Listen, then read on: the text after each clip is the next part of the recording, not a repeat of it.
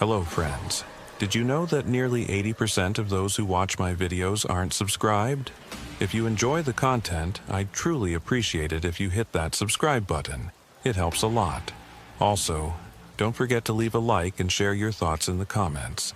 Your interaction not only supports the channel's growth, but also helps these stories reach more people. Thank you all for being here. By the way, where are you watching from? Let me know in the comments.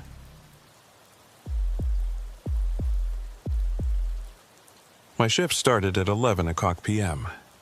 I was working in the northern part of Deschutes County, Oregon. It was mid-November, and the nighttime temperature was close to freezing. The sky was hazy, and the moon was not clearly visible.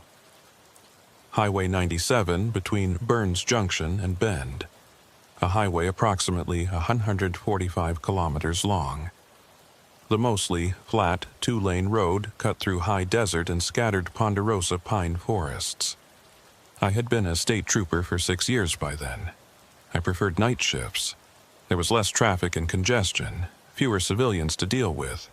Just you, the road, and the occasional drunk or reckless driver or stranded motorist.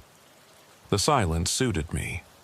That night, my patrol car was a 2019 black and white Dodge Charger, equipped with a standard MDT computer terminal, dash cam, and radio system. The dispatcher for the night was someone I'd worked with before. Her name was Nicole Brennan, a veteran operator with 15 years on the job.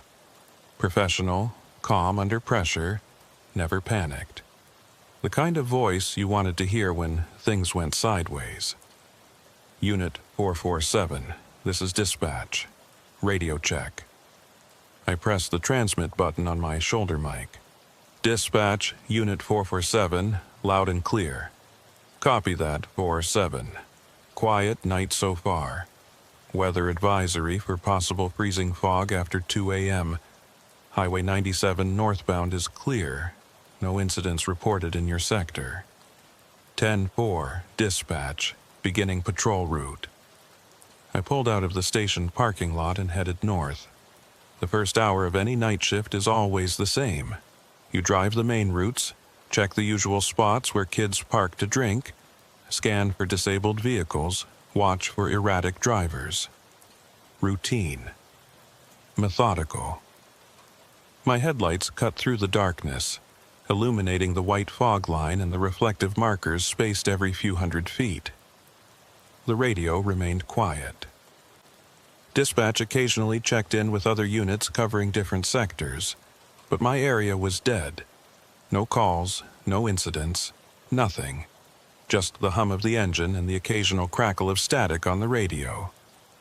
Around midnight, I stopped at a turnout overlooking a valley.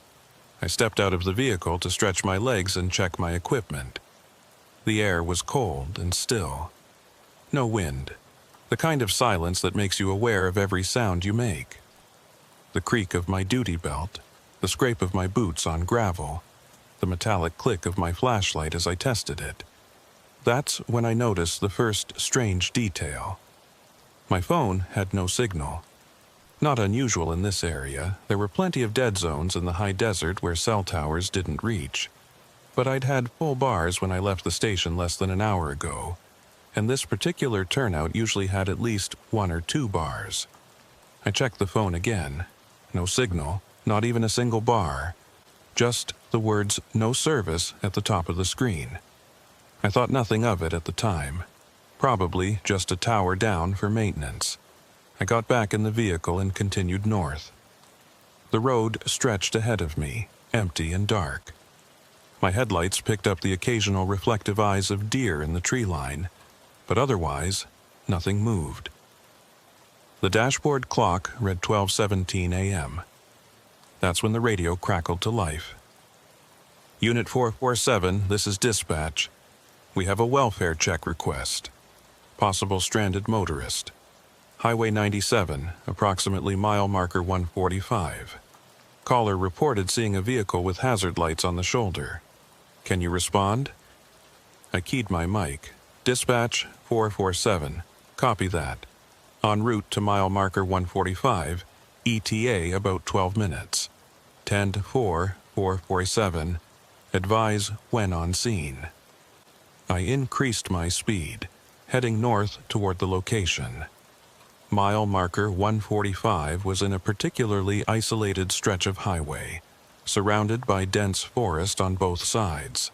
No houses, no businesses, no streetlights, just road and trees and darkness. As I drove, I kept scanning both sides of the highway for any sign of a vehicle. The mile markers ticked by. 141, 142, 143, 144. My eyes strained against the darkness, looking for the glow of hazard lights or the reflection of a vehicle on the shoulder. Mile marker 145 came and went. No vehicle, no hazard lights, nothing. I slowed down and made a U-turn at the next authorized crossover, then headed back south, scanning the opposite side of the road. Still nothing. I drove past mile marker 145 again, this time checking every possible pull-out and shoulder area within a quarter-mile radius. Nothing. The road was completely empty. I keyed my mic. Dispatch 447. I'm at mile marker 145. No vehicle visible on either side of the highway. No signs of a stranded motorist. Possible false report, or the vehicle already cleared the area. There was a pause. Longer than usual. Then Nicole's voice came back, and something in her tone had changed. Not quite concern, but a subtle shift toward confusion. Unit 447, can you confirm your location? We show you at mile marker 145? That's affirmative, dispatch. Mile marker 145, Highway 97 northbound. I've checked both shoulders and the immediate area. No vehicle present. Another pause. I could hear her typing on her keyboard, the faint click of keys transmitted through the open mic. 447, we're showing the original call came in at 12:09 a.m. Caller reported a dark-colored sedan, possibly a Honda, with hazard lights on the northbound shoulder at mile marker 145. Caller stated the vehicle appeared to be disabled. Copy that, dispatch. But there's nothing here. Do you have callback information for the reporting party? More typing.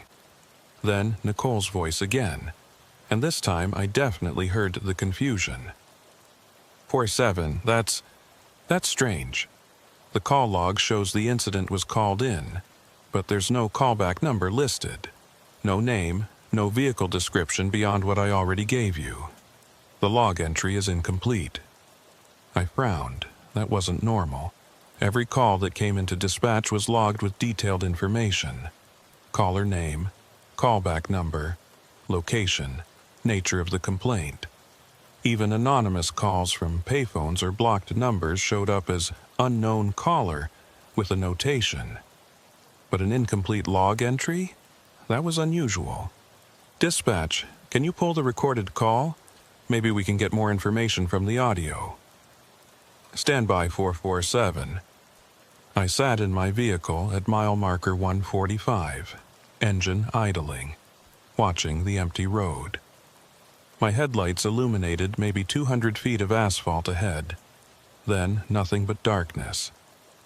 The trees on either side of the highway were dense, their branches reaching across the shoulder like grasping fingers. The radio crackled. 447, I'm having trouble accessing the recorded call. The system shows it exists, but when I try to play it back, I'm getting an error message. I'm going to have to contact IT support to see what's going on. Copy that, dispatch. I'll continue patrol in the area. If the vehicle is out here somewhere, I'll find it. 10-4-447, I'll advise if I get any new information. I put the vehicle in drive and continued north, moving slowly, scanning every inch of the roadside. My spotlight swept across trees, guardrails, reflective markers, ditches. Nothing out of place. No tire tracks leading off the road, no debris, no signs of a recent vehicle stop. After about 20 minutes of searching, I gave up and headed back south to resume my normal patrol route. Whatever vehicle the caller had reported was long gone, if it had ever been there at all. False reports weren't uncommon. People saw things in the dark, imagined problems that didn't exist, called them in with good intentions. I pushed it out of my mind and continued driving. At 1:23 a.m., the radio crackled again. Unit 447, dispatch. We have another welfare check request. Highway 97, mile marker 145. Caller reports a disabled vehicle on the northbound shoulder. I felt a cold prickle run down my spine. I keyed my mic slowly. Dispatch, can you repeat that? Unit 447, welfare check requested. Highway 97, mile marker 145, disabled vehicle northbound shoulder. Dispatch, I was just at that location less than an hour ago. There was no vehicle present. Copy that, 447. But we have a new call reporting the same location. Can you respond? I hesitated. Something about this felt wrong. The same location, the same type of call, within an hour of the first one.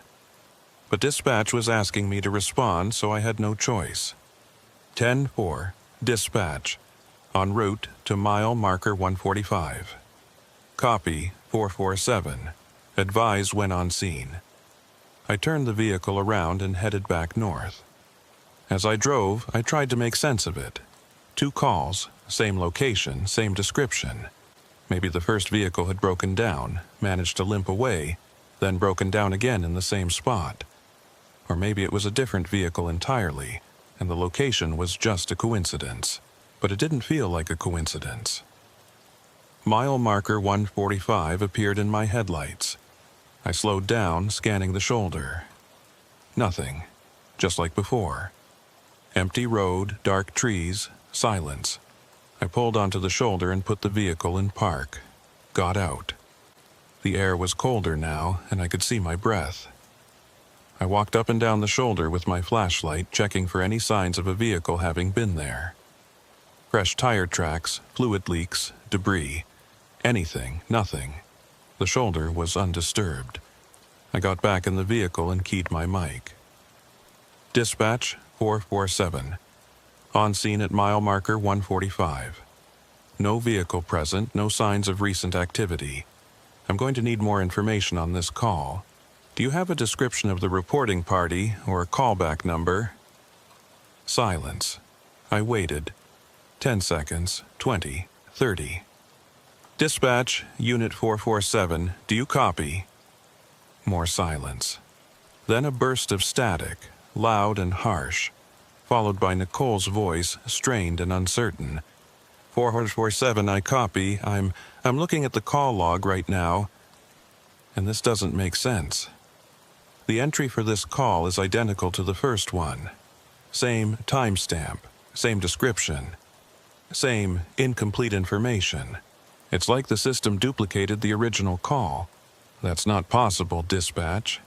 I heard you say we had a new call. I know, 447. But the system shows only one call. The original one from 12:09 a.m. There's no second call logged. I felt my hands tighten on the steering wheel. Dispatch, are you telling me there was no second call? I'm telling you the system doesn't show a second call, but I received one. I heard the phone ring. I heard the caller. But when I try to pull up the log entry, there's only the original call from 12:09. I sat in silence, trying to process what she was saying. A call that came in but wasn't logged. A system error maybe, a glitch in the software. It had to be something technical. Dispatch, what did the caller say? Can you give me any details? There was a long pause. When Nicole spoke again, her voice was quieter, almost hesitant. 447. The caller didn't say anything. The line was open. I could hear breathing and background noise. But when I asked for information, there was no response. Then the line went dead. How long was the call? Maybe 10 seconds. no more than that. I looked out at the empty road, the dark trees, the mile marker sign barely visible in the glow of my headlights. Something was very wrong here. Dispatch, I'm going to continue patrol. If you get any more calls for this location, let me know immediately.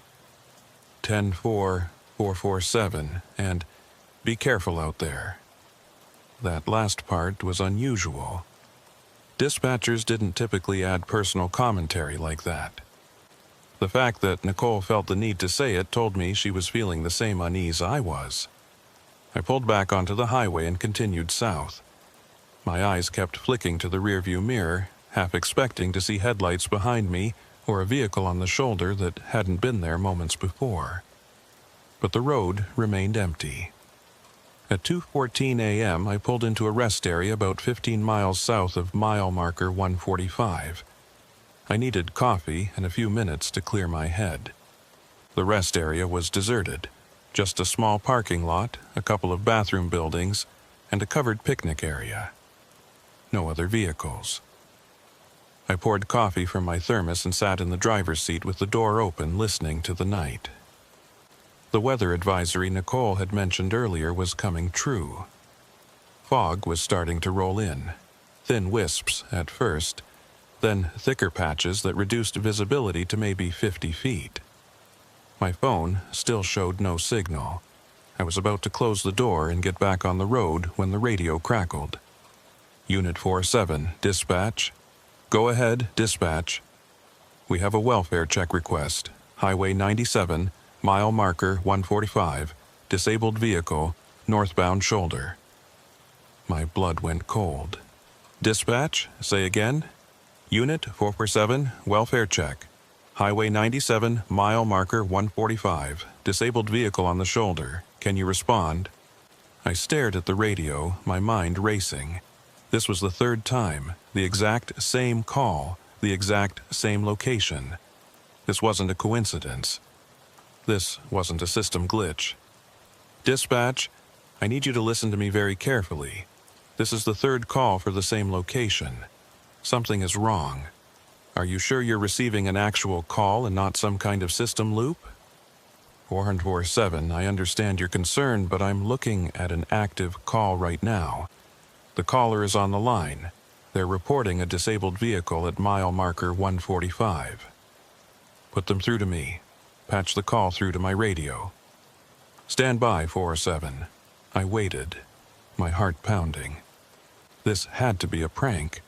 Someone with a police scanner calling in false reports messing with us. But even as I thought it, I knew it didn't add up. Dispatch could trace calls. Fake emergency calls were a felony. And why would someone repeatedly report the same location? The radio clicked, and I heard a connection being made. Then silence. Not the silence of an empty line, but the silence of someone on the other end, listening. This is Oregon State Police, Unit 447. Who am I speaking with?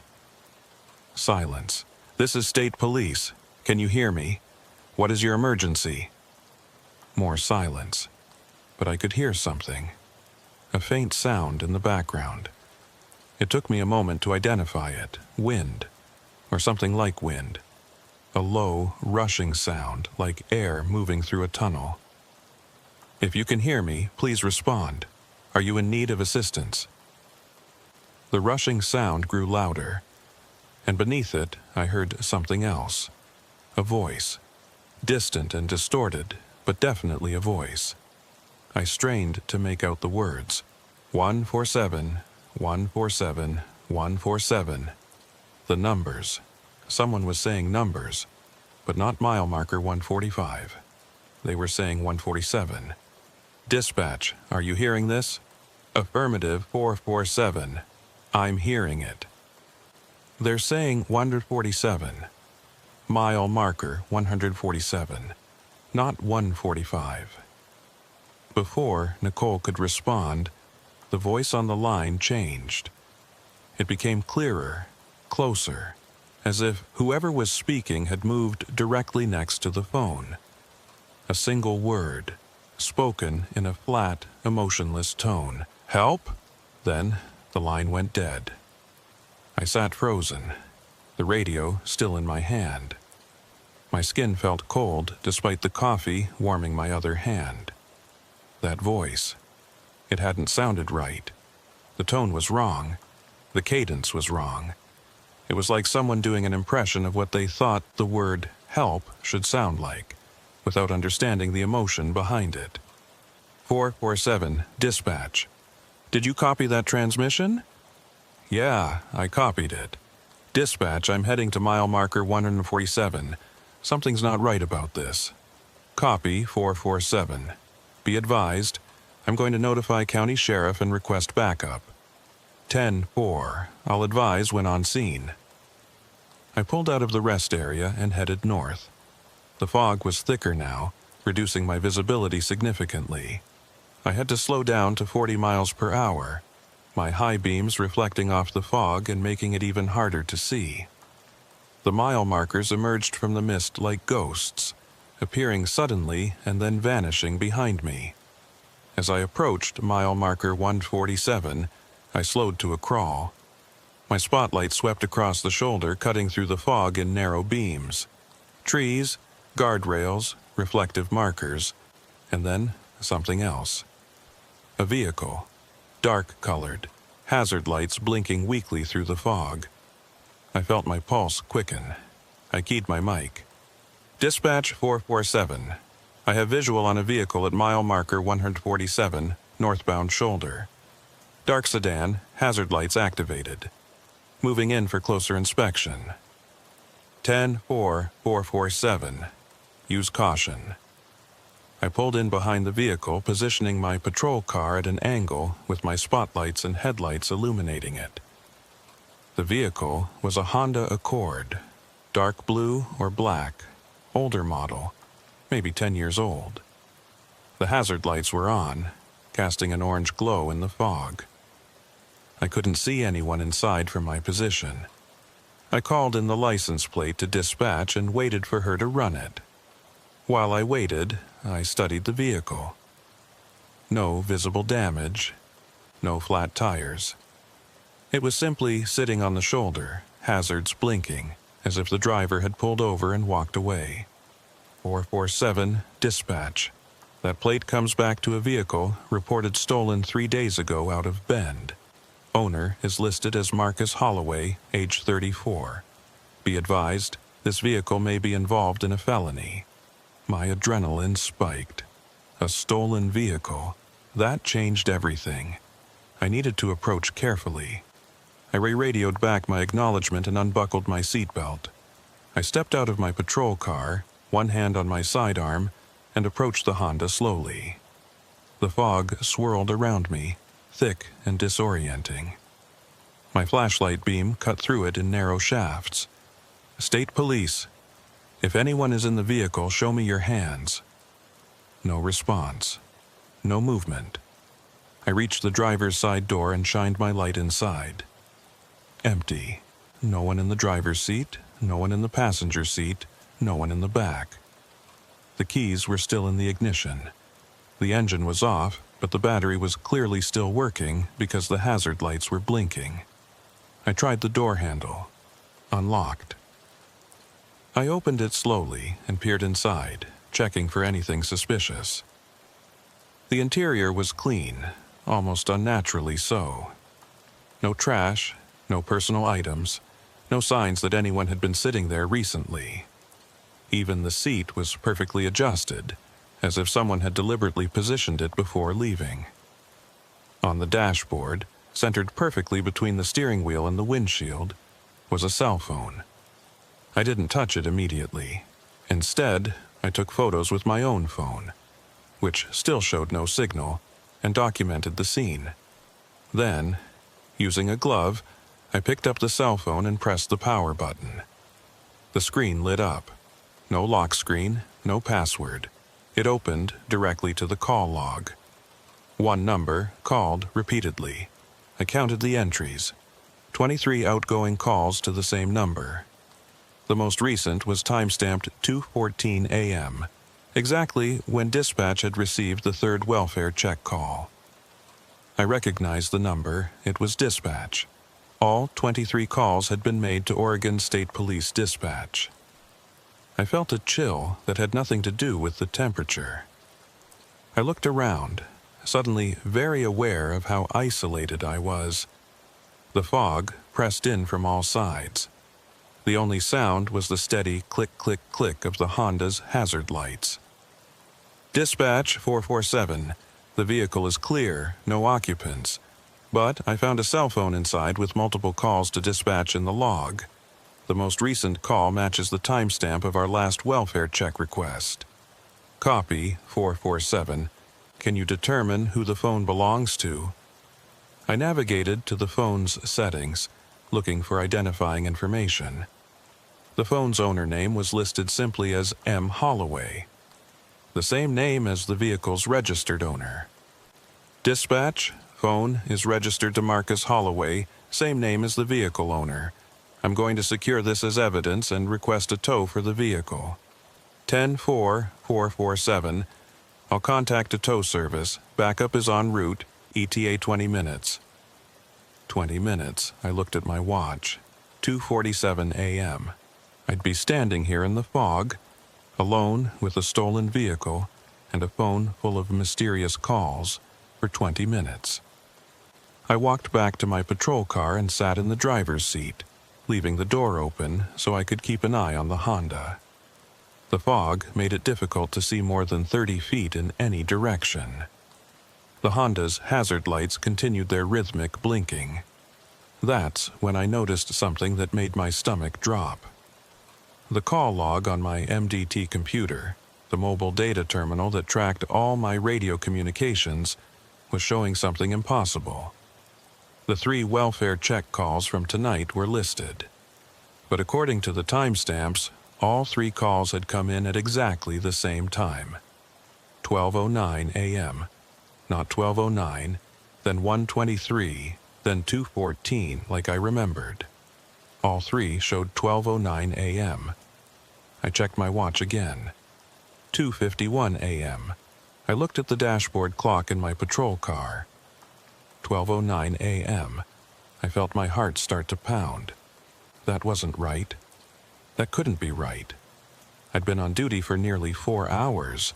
The clock should read close to 3 o'clock a.m., not 12:09.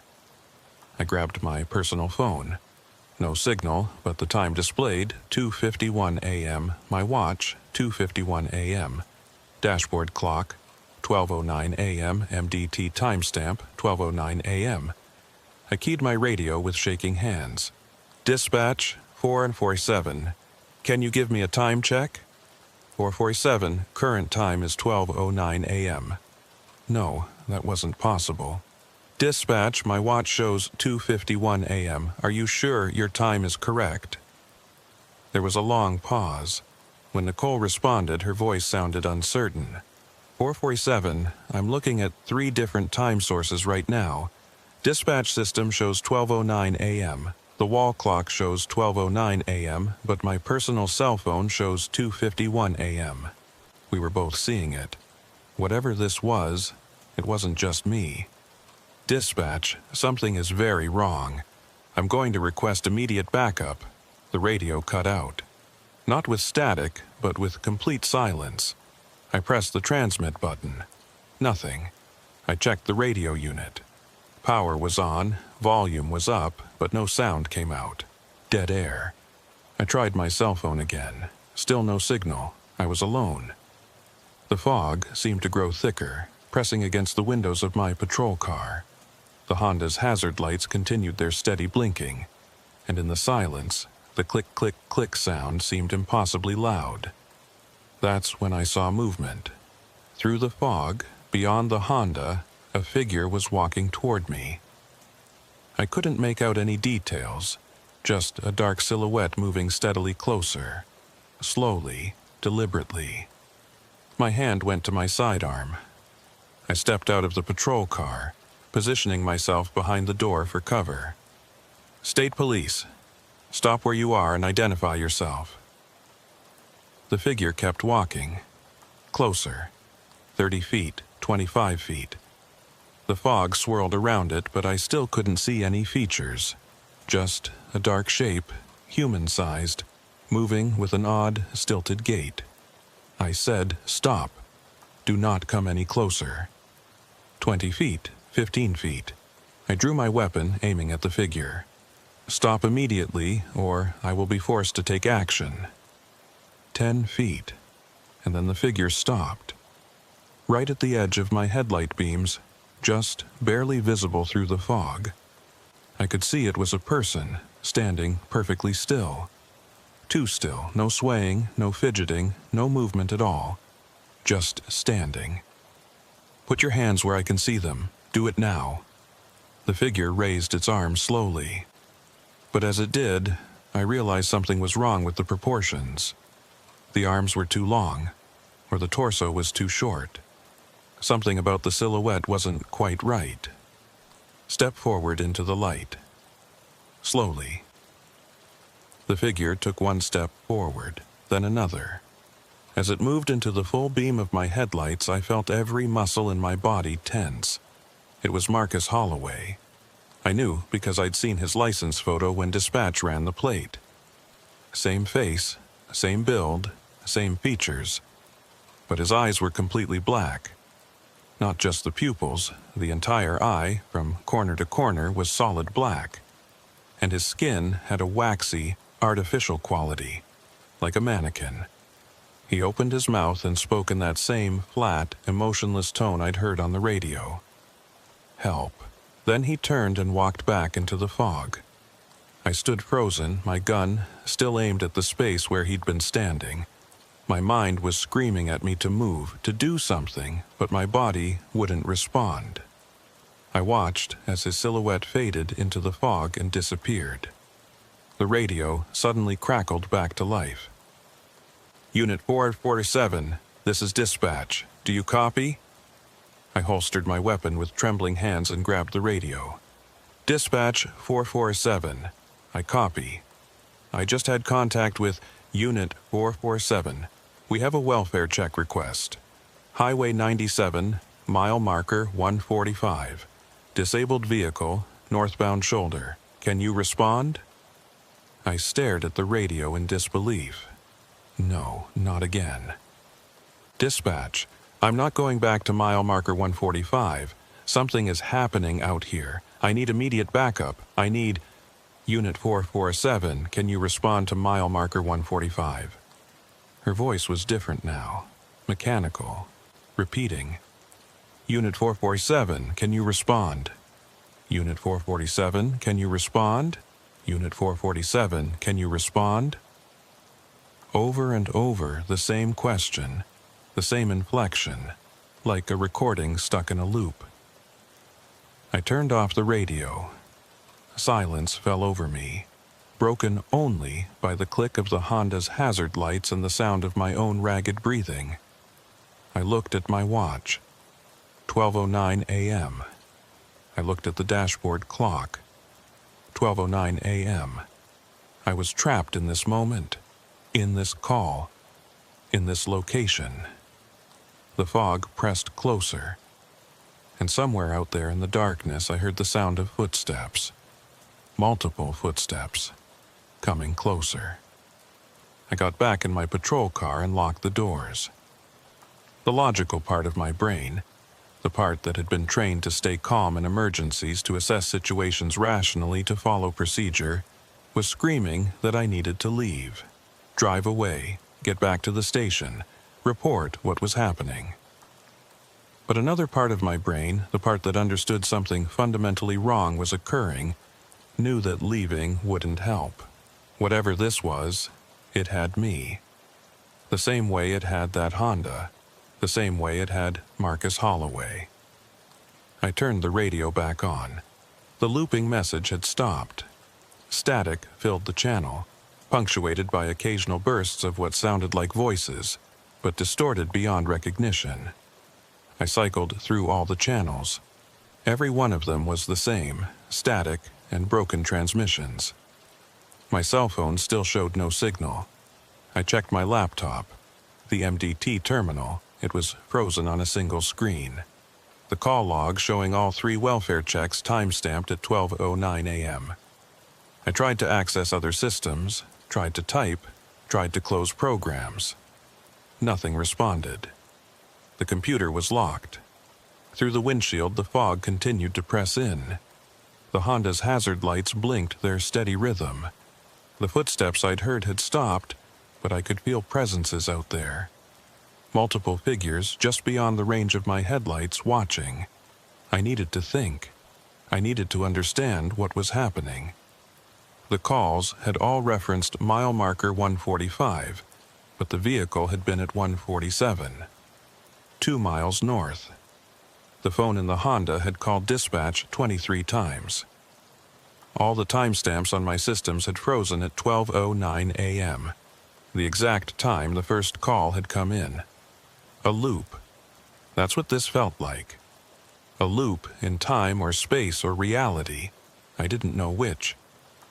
I was being pulled back to the same moment, the same location, over and over. But why? What was the purpose? I grabbed my notebook and pen, old school but reliable, and started writing down everything I could remember. Times, locations, observations. The way Marcus Holloway's eyes had been solid black. The mechanical quality of Nicole's repeated question on the radio. The discrepancy between my watch and the vehicle's clock. As I wrote, I noticed something. On the dashboard of my patrol car, partially obscured by my coffee thermos, was a piece of paper I didn't remember putting there. I picked it up. It was a printout of a news article, dated 3 years ago. The headline read, "Local man missing after highway disappearance." I read the article quickly. Marcus Holloway, age 31 at the time, had disappeared while driving on Highway 97 between Bend and Burns Junction. His vehicle, a dark blue Honda Accord, had been found on the shoulder at mile marker 147, with the engine running and the keys in the ignition. No signs of struggle, no evidence of foul play. Marcus Holloway was never found. The article included a quote from the investigating officer. "It's as if he simply stepped out of his vehicle and vanished. We've conducted extensive searches of the surrounding area, but there's no trace of him. 3 years ago." I felt my hands start to shake. I looked up at the Honda, still sitting on the shoulder, hazard lights blinking. The same vehicle, the same location. 3 years later. Or was it 3 years later? What if time was slipping here? What if I wasn't experiencing this moment in 2024, but somehow touching the same moment that had occurred in 2021? The thought made my head spin. I forced myself to focus. I needed more information. I grabbed my flashlight and stepped out of the patrol car, moving quickly to the Honda. I had to get a better look inside, see if there was anything else that might explain what was happening. The driver's side door was still open from my first inspection. I leaned in, shining my light across every surface. The interior was exactly as I'd seen it before. Clean, empty, sterile. Almost like it had been staged. I opened the glove compartment. Inside was a single item, a small digital voice recorder. I picked it up carefully using my glove. The device was old, the kind journalists used to use before smartphones made them obsolete. There was a mini cassette inside. I pressed play. A voice crackled through the tiny speaker. Marcus Holloway's voice, I assumed, though it sounded strained and frightened. "This is Marcus Holloway. It's November 8th, 2021. If anyone finds this, please listen. I don't know what's happening to me." I was driving north on 97, heading home to Bend. It was around midnight. Clear night, no fog, good visibility. I saw a vehicle on the shoulder with its hazard lights on. It looked like someone needed help. A pause, breathing. I pulled over to check on them, but when I got out of my car, there was no one there. The vehicle was empty. A dark SUV, I think. I couldn't see it clearly. I tried to call 911, but my phone had no signal. so I got back in my car and tried to leave. Another pause, this one longer. I can't leave. I've been driving for what feels like hours, but I keep ending up back at the same spot. Mile marker 147. The same vehicle is still on the shoulder. I've tried going north, going south, doesn't matter. I always end up back here. And now I'm seeing things. People walking in the darkness. They look human, but they're not. They're watching me. His voice dropped to a whisper. I think they want me to stay. I think this place, this spot on the highway, I think it traps people. I don't know how or why, but I can feel it pulling at me. Like gravity, but worse. Every time I try to leave, the pull gets stronger, and the people in the darkness, they get closer. Static, then his voice again, barely audible. If you're hearing this, don't stop here. Don't try to help anyone on this stretch of road, just drive. Don't stop. Don't. The recording cut off abruptly. I stood there holding the voice recorder, my heart pounding so hard I could hear it in my ears. Marcus Holloway had experienced the exact same thing I was experiencing now, 3 years ago. He'd been trapped in the same loop, seen the same figures in the darkness, and he'd never escaped. A sound made me spin around. Behind me, maybe 20 feet away, stood 3 figures. They emerged from the fog like shadows gaining substance. All 3 were wearing what looked like state trooper uniforms. As they moved closer, I could see their faces. The one in the center was me, not a similar-looking person, not someone who resembled me. It was my face, my build, my exact uniform down to the badge number and name tape. But like Marcus Holloway, the eyes were completely black, and the skin had that same waxy, artificial quality. The 2 figures flanking it were other troopers I recognized, officers who had disappeared over the years. Reed Dalton, who'd vanished 4 years ago during a night shift on this same stretch of highway. Mason Brooks, who'd gone missing 2 years before that. They stood perfectly still, staring at me with those black eyes. The figure with my face opened its mouth and spoke in my voice. Unit 447, this is dispatch. We have a welfare check request. I backed away slowly, my hand moving to my sidearm. But I knew, somehow, that shooting them wouldn't help. They weren't really here. Or maybe they were too here. Copies, echoes, imprints of people who'd been caught in this loop. Stay back, I said, trying to keep my voice steady. I'm warning you. They didn't move. They just stood there, watching. And then, in perfect unison, all 3 of them tilted their heads to the left at an unnatural angle. The movement was jerky, mechanical, like marionettes being manipulated by an unskilled puppeteer. I turned and ran back to my patrol car, yanking the door open and diving inside. I locked the doors and started the engine, my hands shaking so badly I could barely grip the steering wheel. I needed to get out of here. Loop or no loop, trap or no trap, I needed to try. I put the car in drive and pressed the accelerator. The patrol car lurched forward, tires spinning slightly on the foggy pavement before gaining traction. I drove south, away from mile marker 147, away from the Honda and those things that looked like people but weren't. My headlights cut through the fog, illuminating the road ahead. Mile markers flashed by. 46, 145, 144, I kept driving, foot heavy on the accelerator, watching the markers count down. I was making progress. I was getting away. Relief started to wash over me.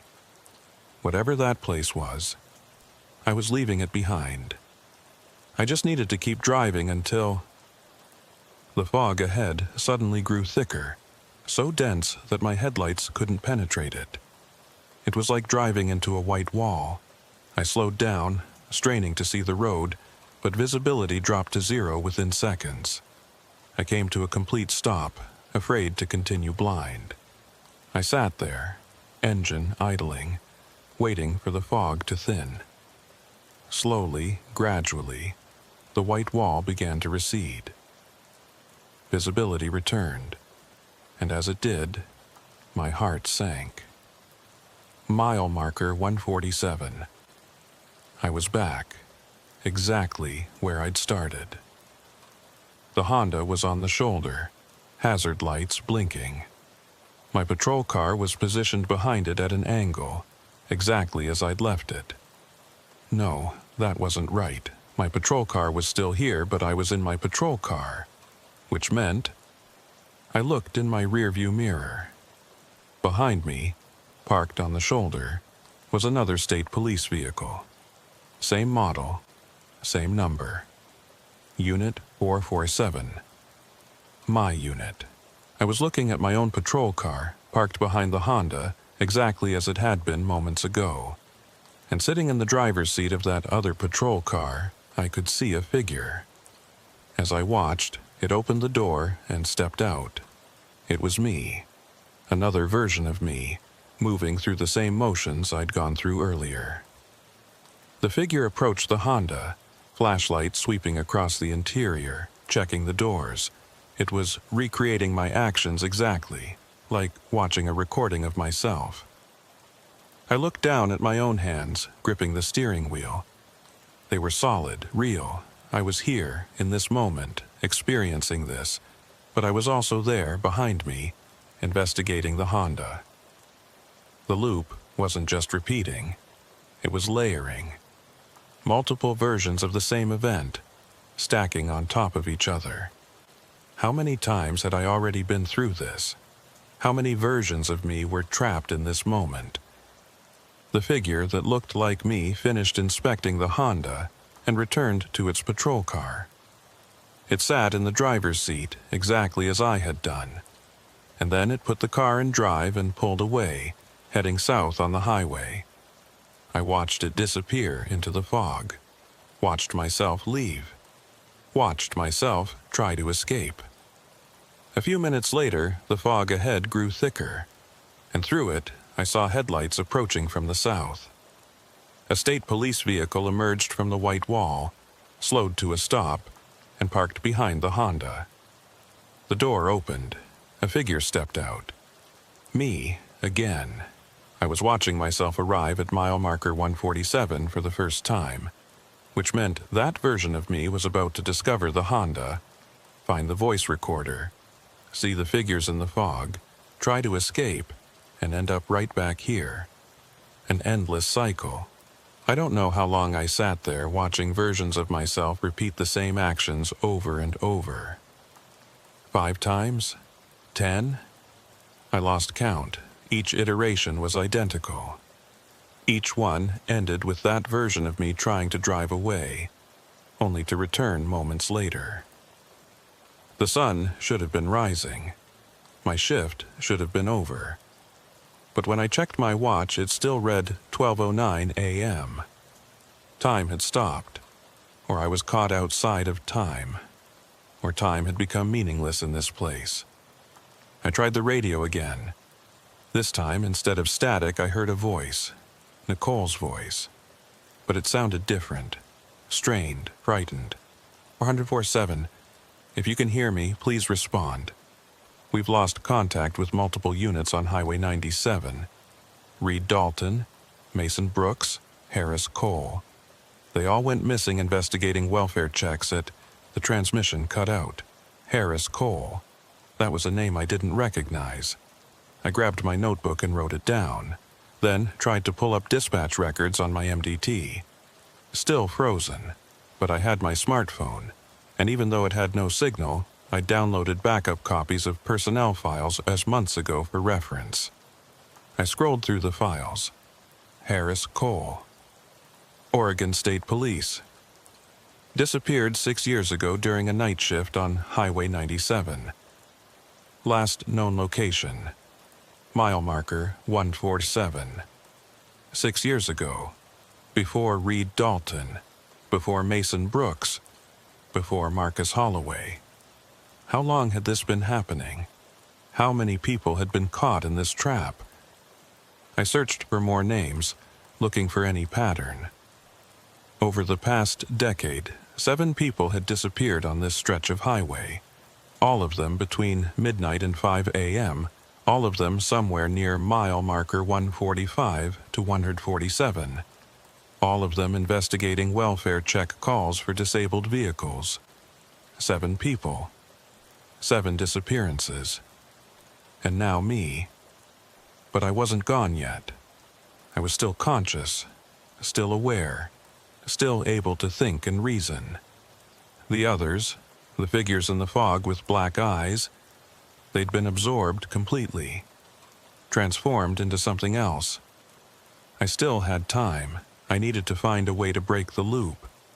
Marcus Holloway's recording had said he felt a pull, like gravity, drawing him back to this spot. Maybe that was the key. Maybe this place, this specific location, was somehow anchored. A fixed point that trapped anyone who stopped here. But why? What made this spot different?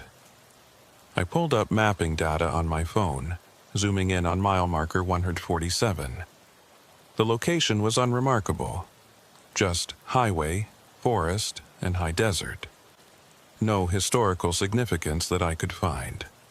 No accident reports beyond the disappearances. No geological anomalies noted. Unless there was something underground. A cave system, maybe, or old mining tunnels. This part of Oregon had been heavily mined in the 1800s and early 1900s. Lots of abandoned shafts and tunnels, many of them unmapped. I looked at the ground around my patrol car, shining my flashlight at the shoulder and the tree line. The pavement looked normal.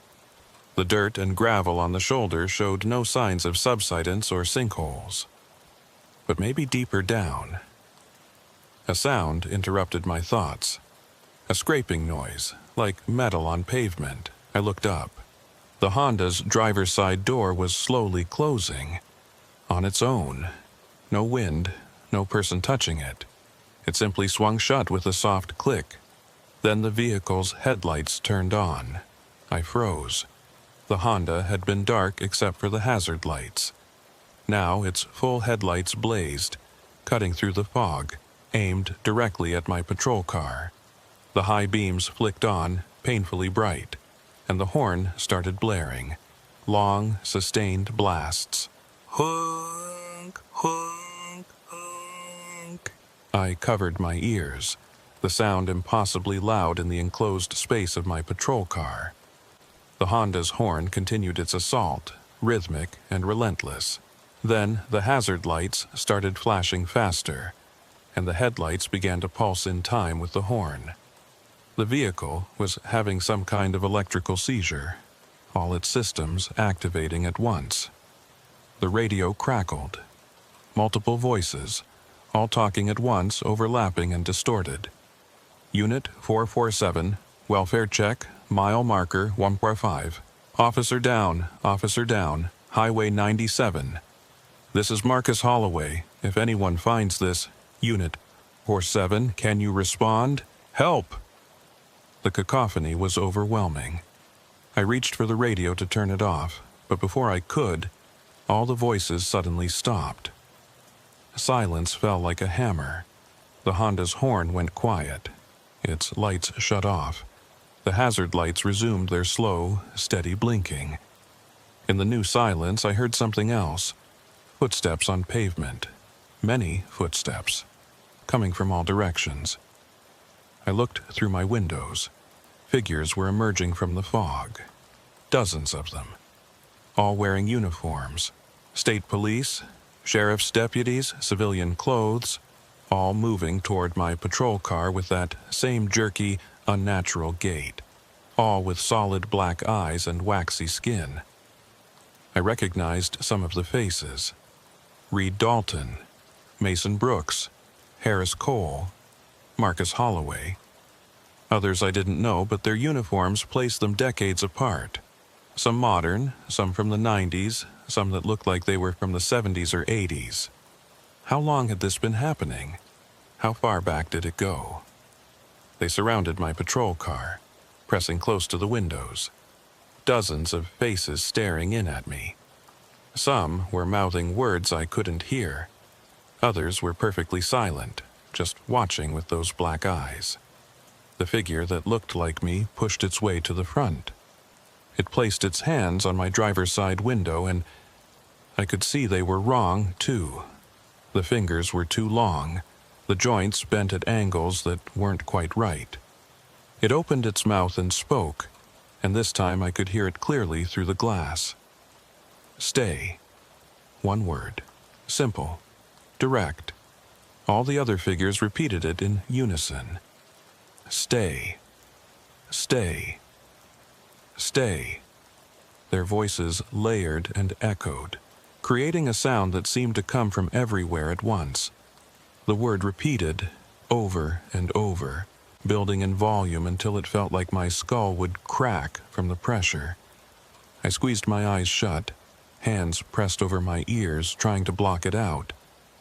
The word continued, relentless. Stay. Stay. Stay. Stay.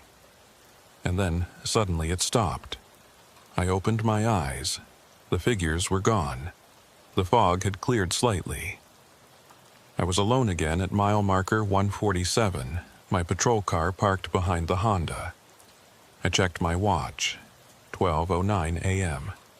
I checked the dashboard clock. 12:09 a.m. I looked at the MDT. Still frozen. Still showing 12:09 a.m. I was back at the beginning. Again. I sat in my patrol car and tried to think rationally. Every attempt to leave brought me back here.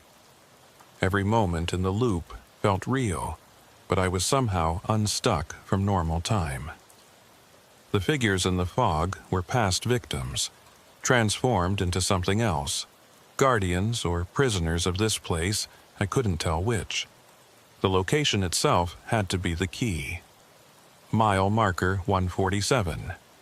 Something about this specific point on Highway 97 was acting as an anchor, a trap. And according to the patterns I documented, it had been active for decades. I needed to approach this differently. Running hadn't worked. Trying to escape the loop physically was impossible. So, what if the solution wasn't physical? I thought about what Marcus Holloway had said in his recording. He'd felt a pull, like gravity. Maybe that was literal. Maybe this place exerted some kind of force, not physical gravity, but something that affected consciousness, or perception, or time itself. If that were true, then maybe the way out wasn't to drive away from the location, but to somehow resist or counteract the pull. But how?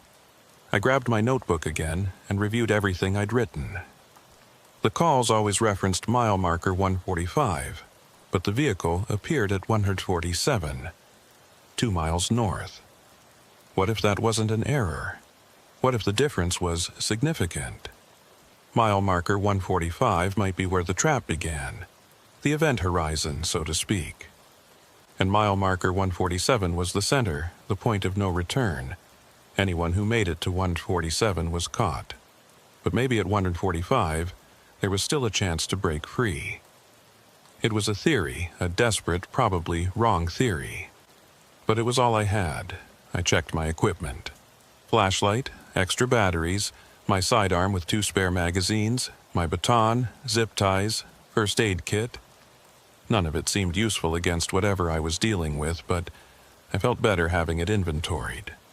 I also grabbed the voice recorder from the Honda. If I was going to try something different, I wanted to document it. Maybe the next person caught in this trap would need the information. I pressed record on the device and spoke into it. This is State Trooper. I'm documenting my experience at mile marker 147 on Highway 97. The time according to my watch is approximately 2:53 a.m., but all system clocks are frozen at 12:09 a.m. I'm trapped in what appears to be a temporal loop centered on this location. I paused, trying to organize my thoughts. Multiple individuals have disappeared here over the past several decades. Their echoes or copies remain, manifesting as figures with black eyes and waxy skin. I believe the disappearances are connected to welfare check calls for disabled vehicles. The calls always reference mile marker 145, but vehicles appear at 147. Another pause. I'm going to attempt to break the loop by proceeding on foot to mile marker 145. If I don't return from this, whoever finds this recording should know. Don't stop at mile marker 147. Don't investigate welfare checks in this area. This place traps people. It's been doing it for a long time, maybe longer than we know. I stopped the recording and slipped the device into my pocket. Then I got out of my patrol car. The air was cold and thick with fog. My breath came out in clouds. I closed the door behind me and locked the vehicle. A pointless gesture, but habit ran deep. I started walking south along the shoulder of the highway, my flashlight cutting through the fog. The Honda's hazard lights blinked behind me, growing fainter as I put distance between us. 1 mile. I needed to walk 1 mile to reach mile marker 145. At a steady pace, maybe 15 or 20 minutes, I walked in silence, listening for any sign of the figures. But the fog remained empty. Only my footsteps on gravel broke the quiet. After what felt like the right amount of time, I stopped and shined my flashlight on the road. I should have passed at least 1 mile marker by now, but I hadn't seen any. I looked behind me. The Honda's hazard lights were still visible in the distance, faint orange pulses in the fog. I'd been walking away from it for 20 minutes. Those lights should have been long out of sight by now. I turned and continued walking. Another 10 minutes. Still no mile marker. And when I looked back, the Honda was still there, exactly the same distance away. I wasn't moving, or rather, I was walking, but the distance wasn't changing. It was like being on a treadmill, endless motion with no progress. I stopped and stood still, considering my options. If I couldn't move away from mile marker 147 on foot, then maybe I needed to move toward something instead. But what? That's when I noticed it. To my left, barely visible through the fog, was a break in the tree line, a narrow path or access road leading into the forest.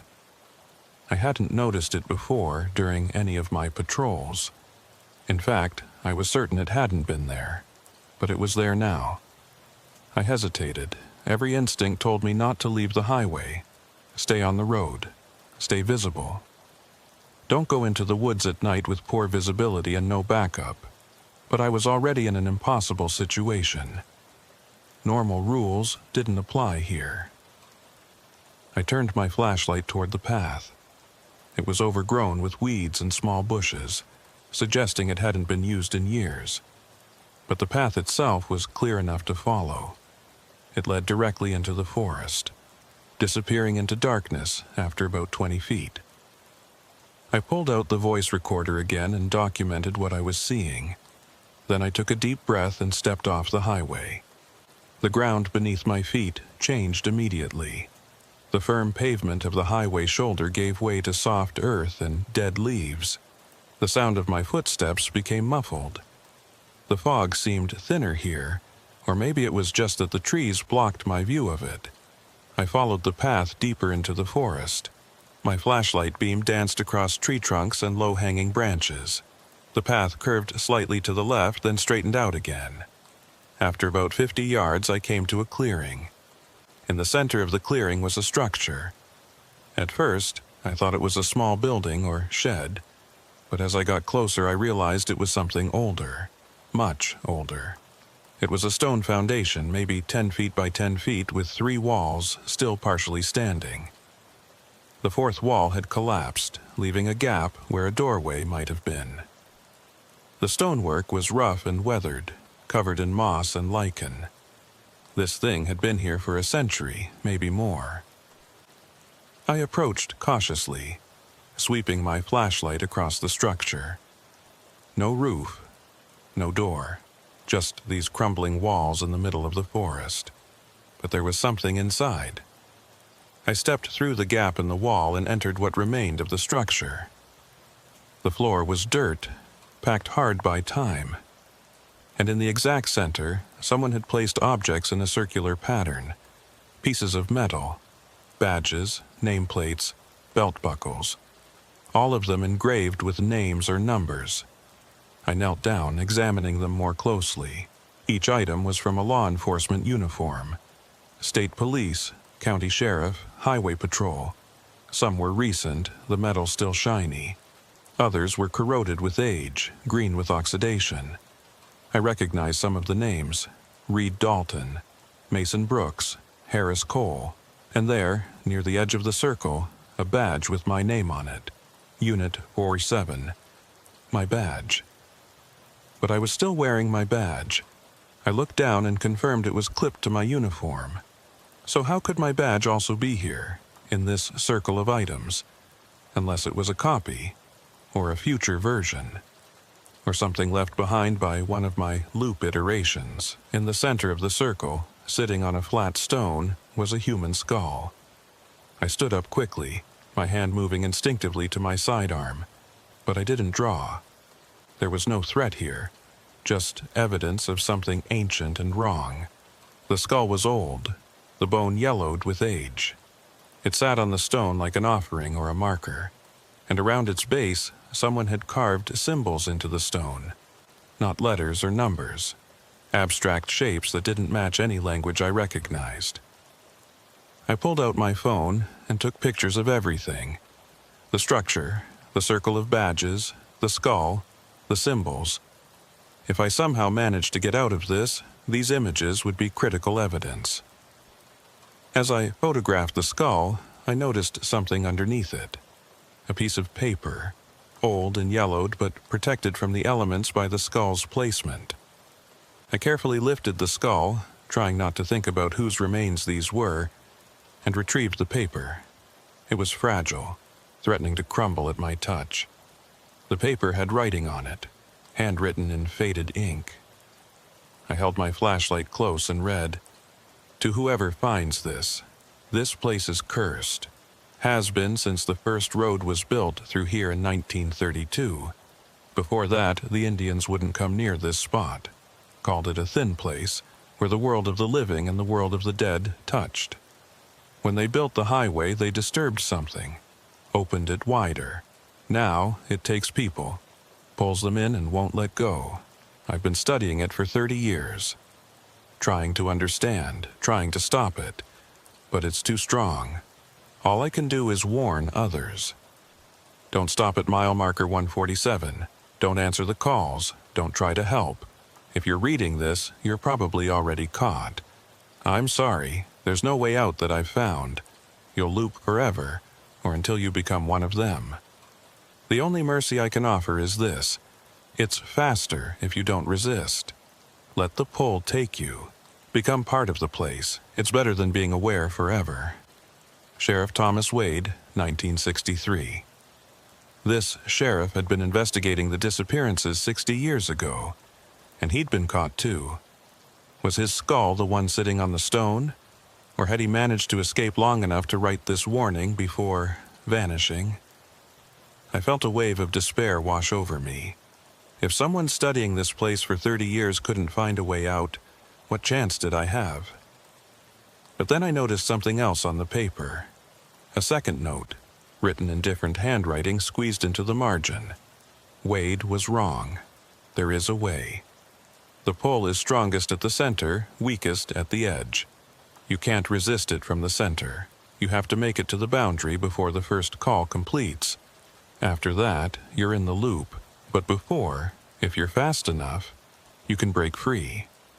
The boundary is at mile marker 145. You have to reach it before 12:09 a.m. becomes permanent. Once the time locks, you're trapped. Harris Cole, 2018. Harris Cole, the officer who'd disappeared 6 years ago. He'd figured something out. He'd discovered a potential escape method. But clearly, he hadn't succeeded, because his badge was in the circle with all the others. Still, it was more hope than I'd had before. I checked my watch. 12:09 a.m. Still frozen. Which meant I was past the point Cole was describing. The time had already locked for me.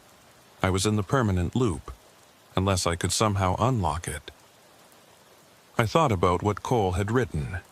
The pull is strongest at the center, weakest at the edge.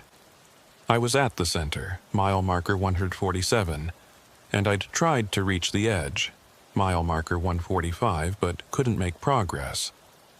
But maybe I'd been approaching it wrong. Maybe I couldn't walk to the edge.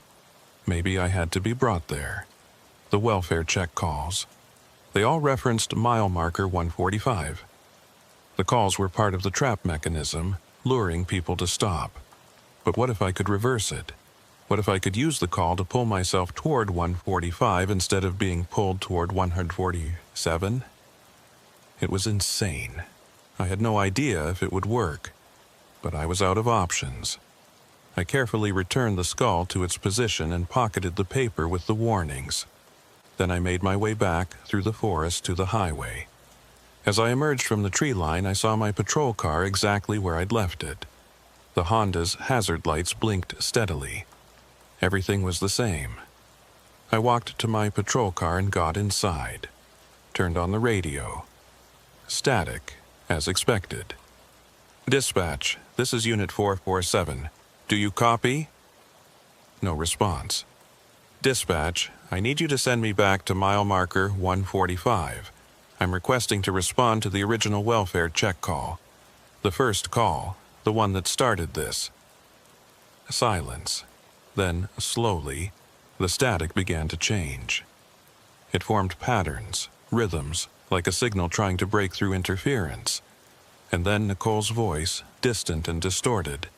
"Unit 447, mile marker 145. Yes, dispatch. Mile marker 145. Send me there. I'm responding to the call." The radio went silent. For a long moment, nothing happened. Then my patrol car shuddered. The engine revved on its own, the transmission engaging without my input. The vehicle lurched forward, accelerating rapidly. I grabbed the steering wheel, trying to regain control, but the car wasn't responding to my inputs. It was driving itself, picking up speed, headlights cutting through the fog. Mile markers flashed by. 147. 146. 145. The car screamed past mile marker 145 without slowing. I was going south, away from the trap zone, but at nearly 90 miles per hour. The vehicle showed no signs of stopping. The steering wheel jerked in my hands as the car navigated curves without my help. And then, just as suddenly as it started, the vehicle slowed. The engine returned to normal. Control came back to my hands. I brought the car to a gradual stop on the shoulder and sat there, breathing hard, trying to process what had just happened. I checked the dashboard clock. 12:08 a.m. Not 12:09. 12:08. I'd gone backward in time. 1 minute. The loop had shifted. My watch showed 12:08 a.m. The MDT showed 12:08 a.m. Everything was synchronized at 1 minute before the first call. I looked around. The fog was thinner here. I could see maybe 100 feet in every direction. And according to the nearest mile marker, I was at mile marker 137, 10 miles south of the trap zone. I'd escaped the center. But was I free of the loop entirely, or just temporarily displaced? I decided to test it. I put the car in drive and headed south, away from mile markers 145, 147. I drove for 10 miles, watching the markers count down. 136, 135, 134, all the way to 127. I didn't loop back. The road continued forward normally. The fog continued to thin. After another 5 miles, I saw lights ahead. The glow of a gas station and rest area. Civilization. Reality. The normal world. I pulled into the rest area and parked, got out. Walked into the gas station where a bored attendant looked up from his phone and nodded at me. "Evening, officer." "Evening," I managed to reply. I was out. I'd escaped. I looked at my watch. 12:47 a.m. Time was moving forward normally again. My phone suddenly vibrated. Signal had returned. 5 bars, multiple missed calls and messages loading. The real world reconnecting. I stepped outside and called dispatch. "Dispatch, this is Unit 447. 47, go ahead." It was Nicole's voice, normal and clear. "Everything okay? You went radio silent for a while there." Yeah. "Radio malfunction. I'm at the rest area at mile marker 122. I need to report something." "Go ahead, 447. I paused, trying to figure out how to explain what had happened. How do you report a temporal loop and murderous copies of missing officers in a way that sounds sane? "Dispatch, I need you to flag mile markers 145 through 147 on Highway 97 as a potential hazard zone. No units should respond to welfare checks in that area without backup and a supervisor present. Can you clarify the nature of the hazard, 447? I stopped. Thought about Sheriff Wade's warning from 1963. Thought about Harris Cole's note. Thought about all the officers who disappeared trying to investigate or help.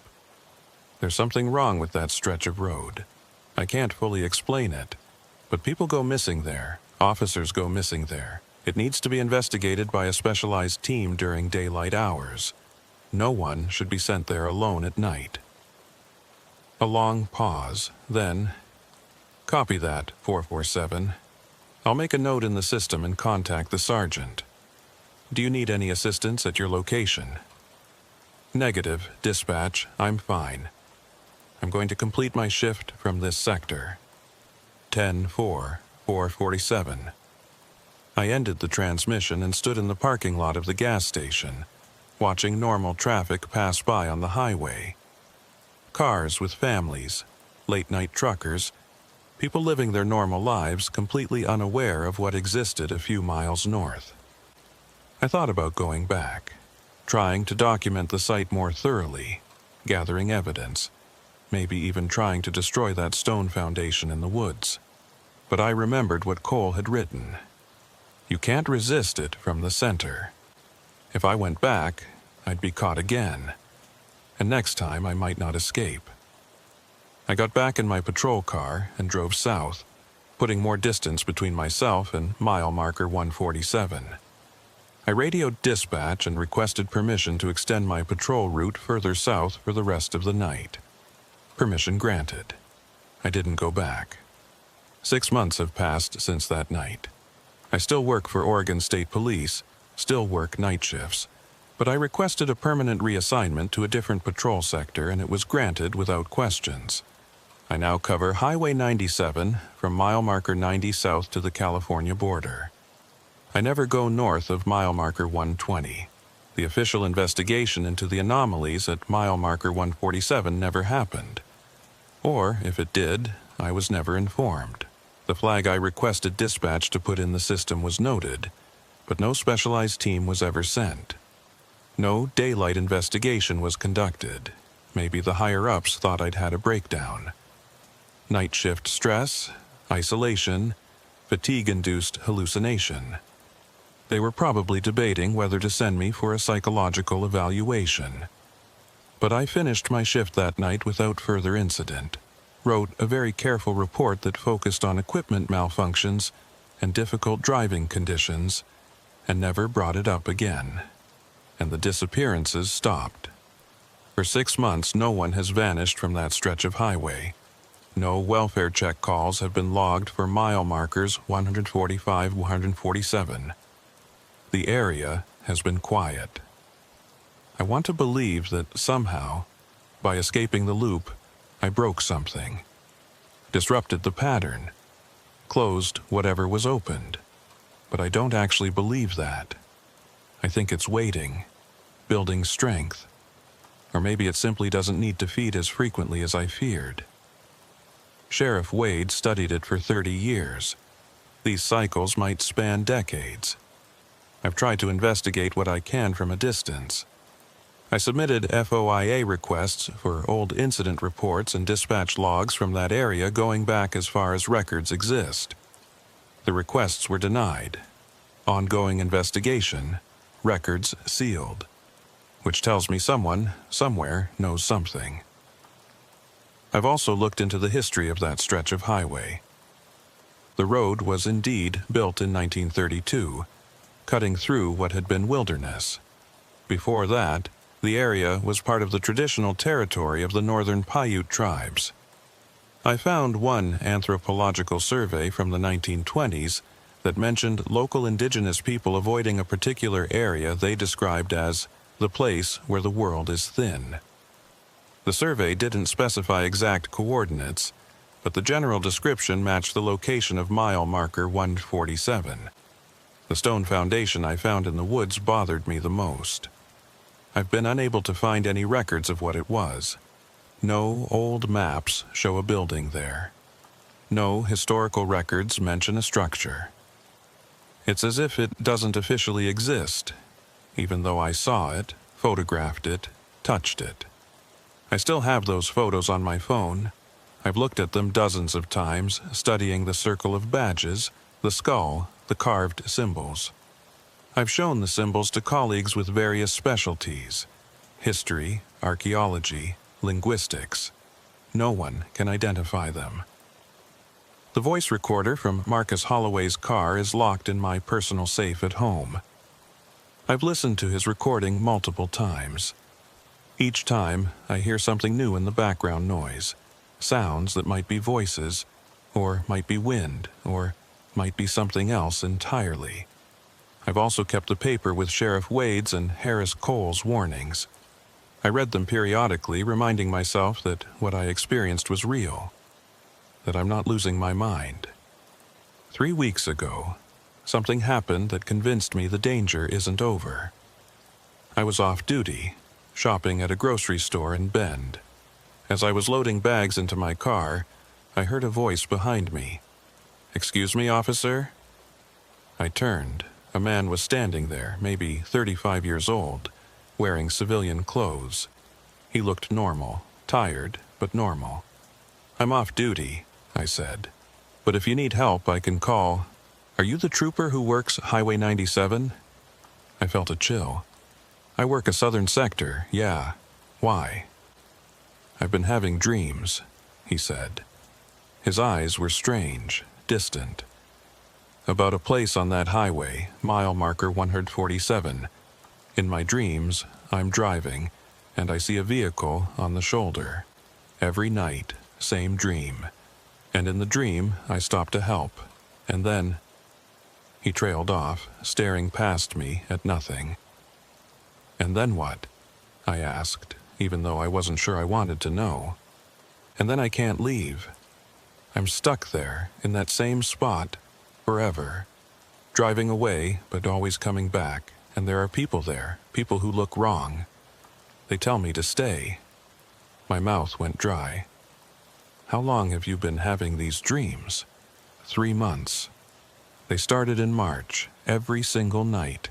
I've tried sleeping pills, therapy, everything. Nothing stops them, and the thing is..." He looked directly at me, and I saw fear in his eyes. Real, genuine terror. "The thing is, I've never driven on Highway 97. I've never been to that part of Oregon, but I know exactly what that place looks like. I could draw you a map, I could describe every tree, every crack in the pavement, and I know something is calling me there, pulling me, like it wants me to visit." I took a slow breath. "Don't go there. Whatever you do, don't drive to that location." I'm trying not to, but the pull gets stronger every day. It's like an itch I can't scratch. A voice I can't unhear. I don't know how much longer I can resist. I gave him my card. "If you feel like you're losing the ability to resist, call me immediately. day or night. Don't go there alone. Don't go there at all if you can help it. He took the card, nodded, and walked away. I watched him get into a Honda Accord, dark blue, older model, and drive off. I haven't heard from him since. I've called the number he gave me 3 times. It goes straight to voicemail. I've checked missing persons reports. Nothing yet, but I'm waiting, because I know that eventually his name will appear in a report. Another disappearance, another person drawn to mile marker 147. The loop is still active. It's just being more selective now, or more patient. I've considered going back, trying to finish what I started. Finding a way to destroy that stone foundation, disrupt the pattern, break whatever mechanism is trapping people. But I'm afraid. Not just of being caught in the loop again, but of making things worse. What if that foundation is actually containing something? What if it's not the source of the trap, but a warning marker, a seal? I don't know. And not knowing is the worst part. All I can do is keep my distance, monitor reports, and hope that I saved at least myself. Hope that by escaping, I didn't just delay my own capture. Because here's what I haven't told anyone.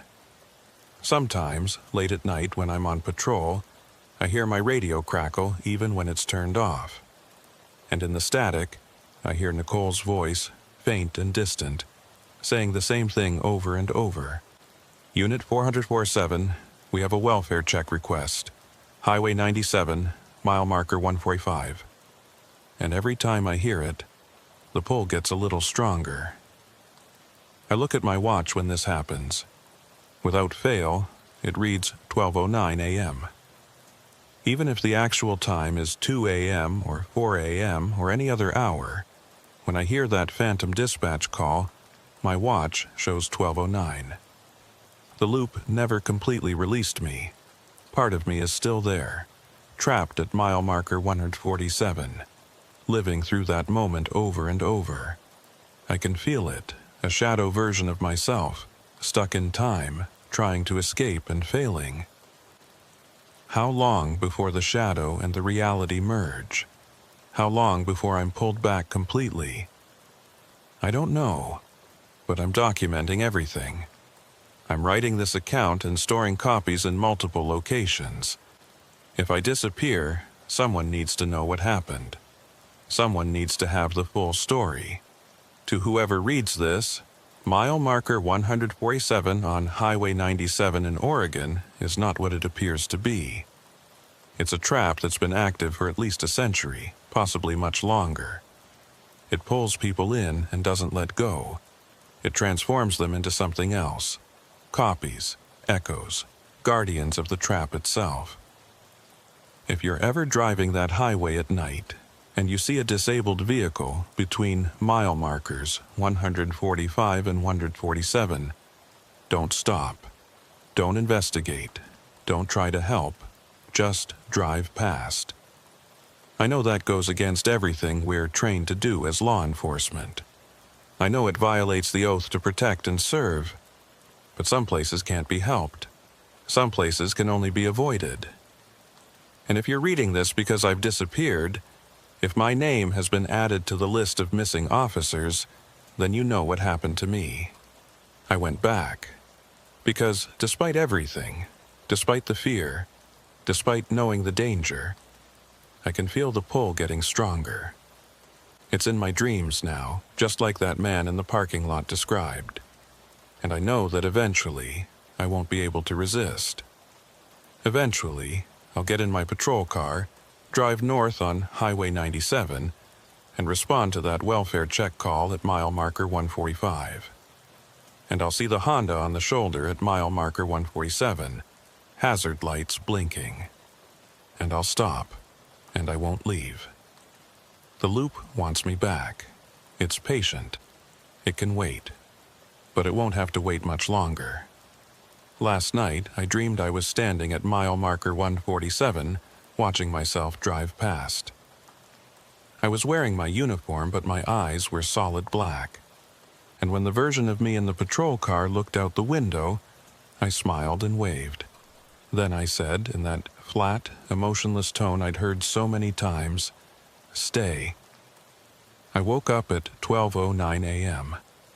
I'm writing this now, at 3:47 a.m. on November 19th, 2024. I'm at home, off duty, door locked, every light in the house turned on. But I can feel it. The pull. Like gravity. Like an undertow. Drawing me north, drawing me back. I don't know if I'll be able to resist another day. If you find this account and I'm gone, please mark that area. Close that highway if you can. Do something to warn people. And if you can't do any of that, at least remember, don't stop at mile marker 147. Don't answer the welfare check calls. Don't try to help. Just drive past.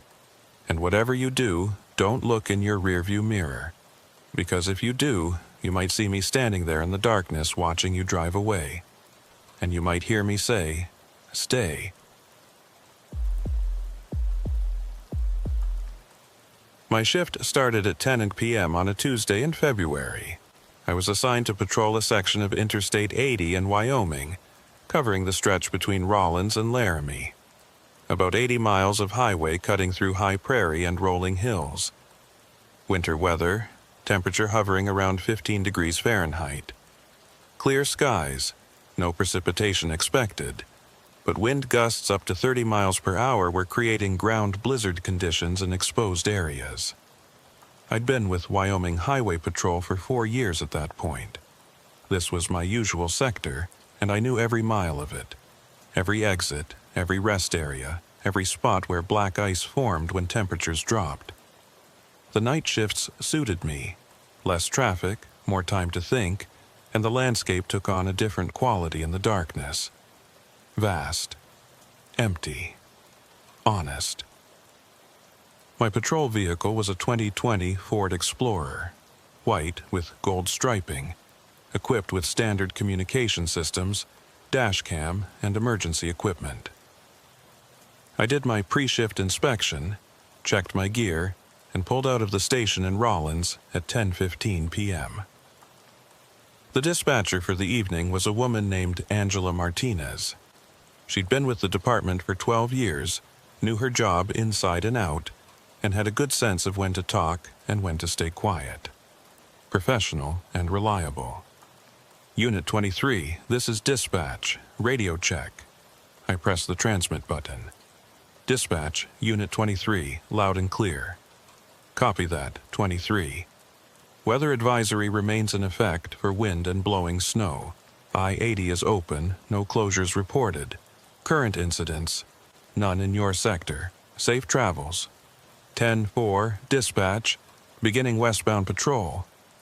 I merged onto I-80 and headed west toward Laramie. The highway stretched ahead of me, 2 lanes in each direction, separated by a wide median. At this hour, traffic was light. A few semi-trucks, an occasional passenger vehicle, nothing unusual. My headlights illuminated the white fog line and the reflective markers that glowed briefly as I passed them. The wind buffeted my vehicle, creating a low howl that was constant background noise. Occasionally, a gust would hit hard enough to push the Explorer sideways slightly, requiring a correction on the steering wheel. Not dangerous, just annoying. Standard Wyoming winter conditions. Mile markers ticked by. 215, 220, 225. I maintained a steady speed, scanning the highway and shoulders for any problems. Disabled vehicles, debris on the road, wildlife. My eyes moved in a practiced pattern. Road ahead. Left shoulder, mirrors, right shoulder, back to road ahead. Repeat. Around 11:30 p.m., I passed mile marker 117. I'd driven past that marker thousands of times over the years. It was unremarkable, just a green rectangular sign with white numbers, identical to every other mile marker on the interstate. There was nothing special about the location. No exits nearby, no rest areas, no scenic overlooks. Just highway and prairie on both sides. But as I passed it that night, I felt something, a brief sensation, like déjà vu, or like walking through a cold spot in a warm room. It lasted maybe half a second, then passed. I shook it off. Probably just fatigue or the wind affecting my perception. I'd been up since 7 o'clock a.m. and wouldn't be off shift until 6 a.m. Long nights could mess with your head. I continued west, eventually reaching Laramie around 12:45 a.m. I stopped at a truck stop to refuel and grab coffee. Everything was normal. I exchanged nods with a couple of truckers, checked my equipment, and headed back east on I-80 toward Rawlins. At 1:38 a.m., as I was approaching mile marker 117 from the west, the radio crackled. Unit 23, this is dispatch. We have a report of a possible accident at mile marker 117, eastbound lanes. Caller reported seeing debris on the highway. Can you respond? I keyed my mic. Dispatch, Unit 23. Copy that. I'm approximately 3 miles west of that location. ETA about 2 minutes. Any additional details on the debris? Negative 23. Callers stated they saw something on the road. Couldn't identify what it was, but thought it might be from a vehicle accident. No visual on any disabled vehicles. 10 or en route. I increased my speed, activating my emergency lights. Within 2 minutes, I was approaching mile marker 117. I slowed down, scanning the road and shoulders carefully. Nothing. No debris, no accident, no disabled vehicles. The road was completely clear. I made a U-turn at the next authorized crossover and headed back, checking the westbound lanes. Still nothing. I pulled onto the shoulder near mile marker 117 and stepped out with my flashlight, examining the road surface and the surrounding area. The pavement was clean. No skid marks, no fluid stains, no broken glass or vehicle parts. The shoulders were undisturbed, just snow and dead grass. If there had been debris here, it was gone now. Maybe blown away by the wind, or maybe the caller had been mistaken about the location. I keyed my radio. Dispatch, Unit 23. On scene at mile marker 117. No debris visible, no signs of an accident. Road is clear. Possible false report or debris already cleared. Copy that, 23. Do you need any additional information from the caller? Affirmative. Can you provide a description of what they saw? There was a pause. I could hear Angela typing on her keyboard. 23, the caller stated they saw what looked like vehicle parts scattered across the eastbound lanes. Specifically mentioned seeing metal fragments and possibly glass, but they were traveling at highway speed and only saw it briefly in their headlights. Copy. Well, there's nothing here now. I've checked both lanes and the shoulders. Whatever they saw, it's not here anymore. 10-4-23. Clear the call and resume patrol. Copy that. I got back in my vehicle and continued my patrol route. The wind had picked up, and blowing snow was starting to reduce visibility in spots. Not enough to warrant closing the highway, but enough to require caution. Over the next 2 hours, I drove my sector twice. West to Laramie, back east to Rawlins, then west again. Each time I passed mile marker 117, I slowed down and checked carefully. The road remained clear. No debris, no problems. At 3:52 a.m., the radio crackled again. Unit 23, dispatch. We have another report of debris on I-80 eastbound at mile marker 117. Caller reports vehicle parts on the road. Can you respond? I felt a small knot form in my stomach, the same location, the same description. 2 different callers reporting the same thing, and I'd found nothing both times. Dispatch, Unit 23. Copy that.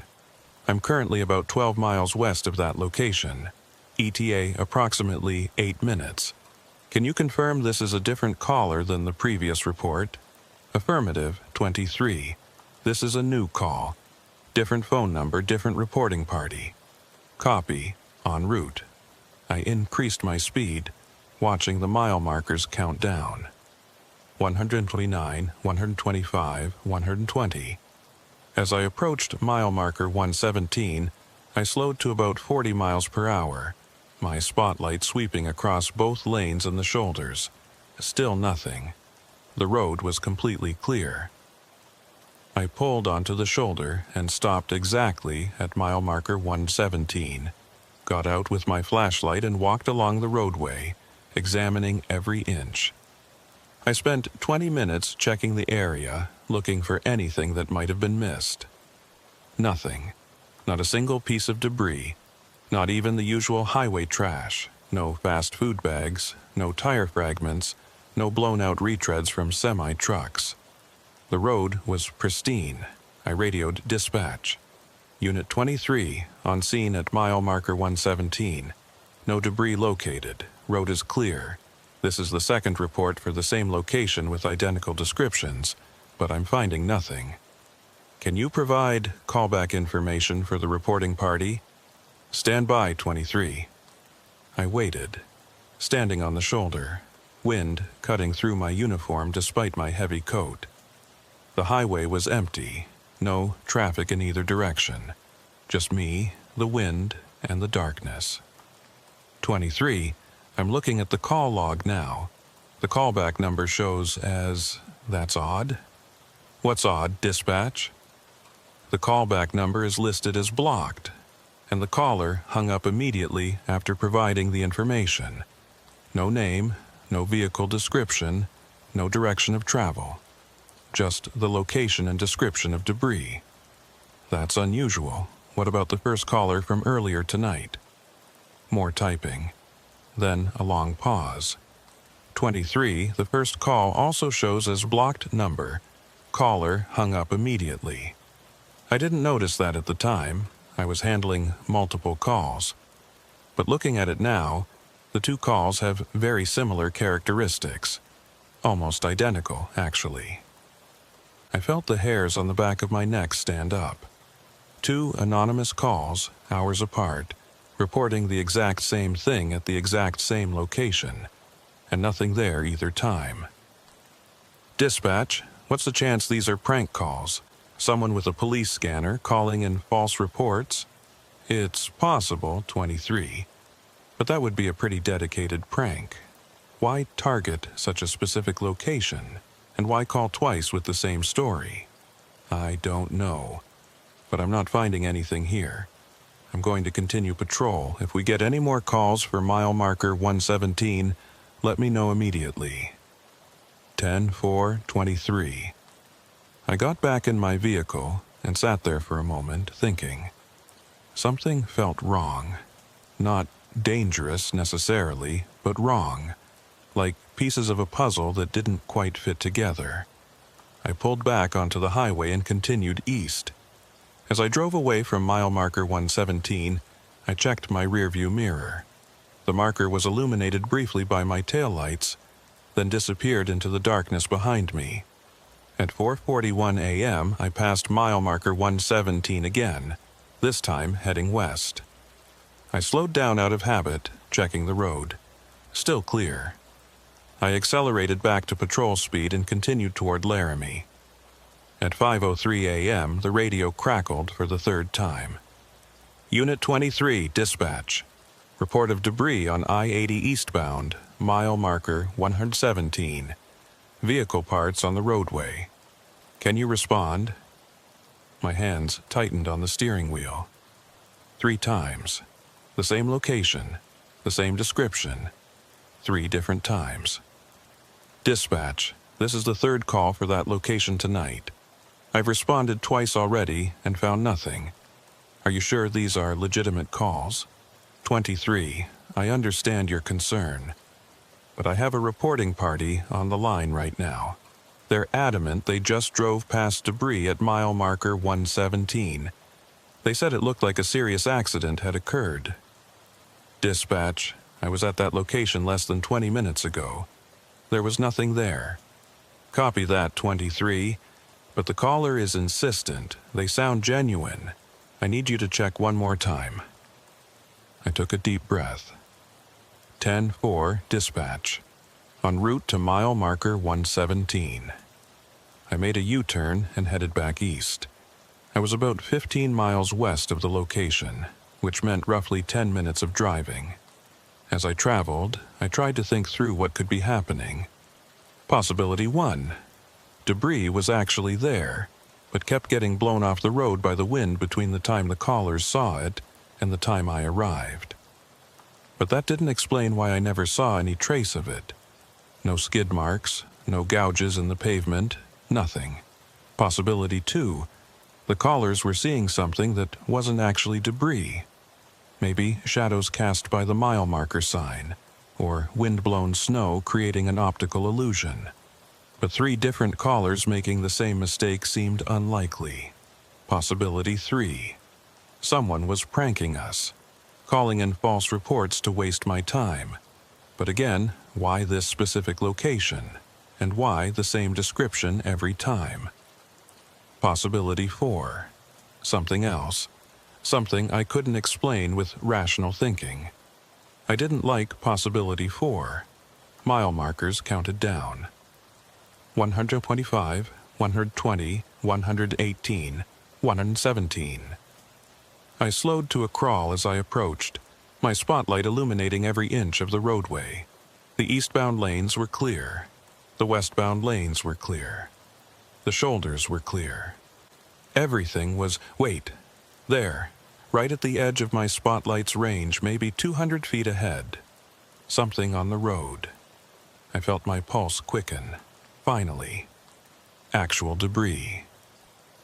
Proof that the callers weren't crazy or pranking us.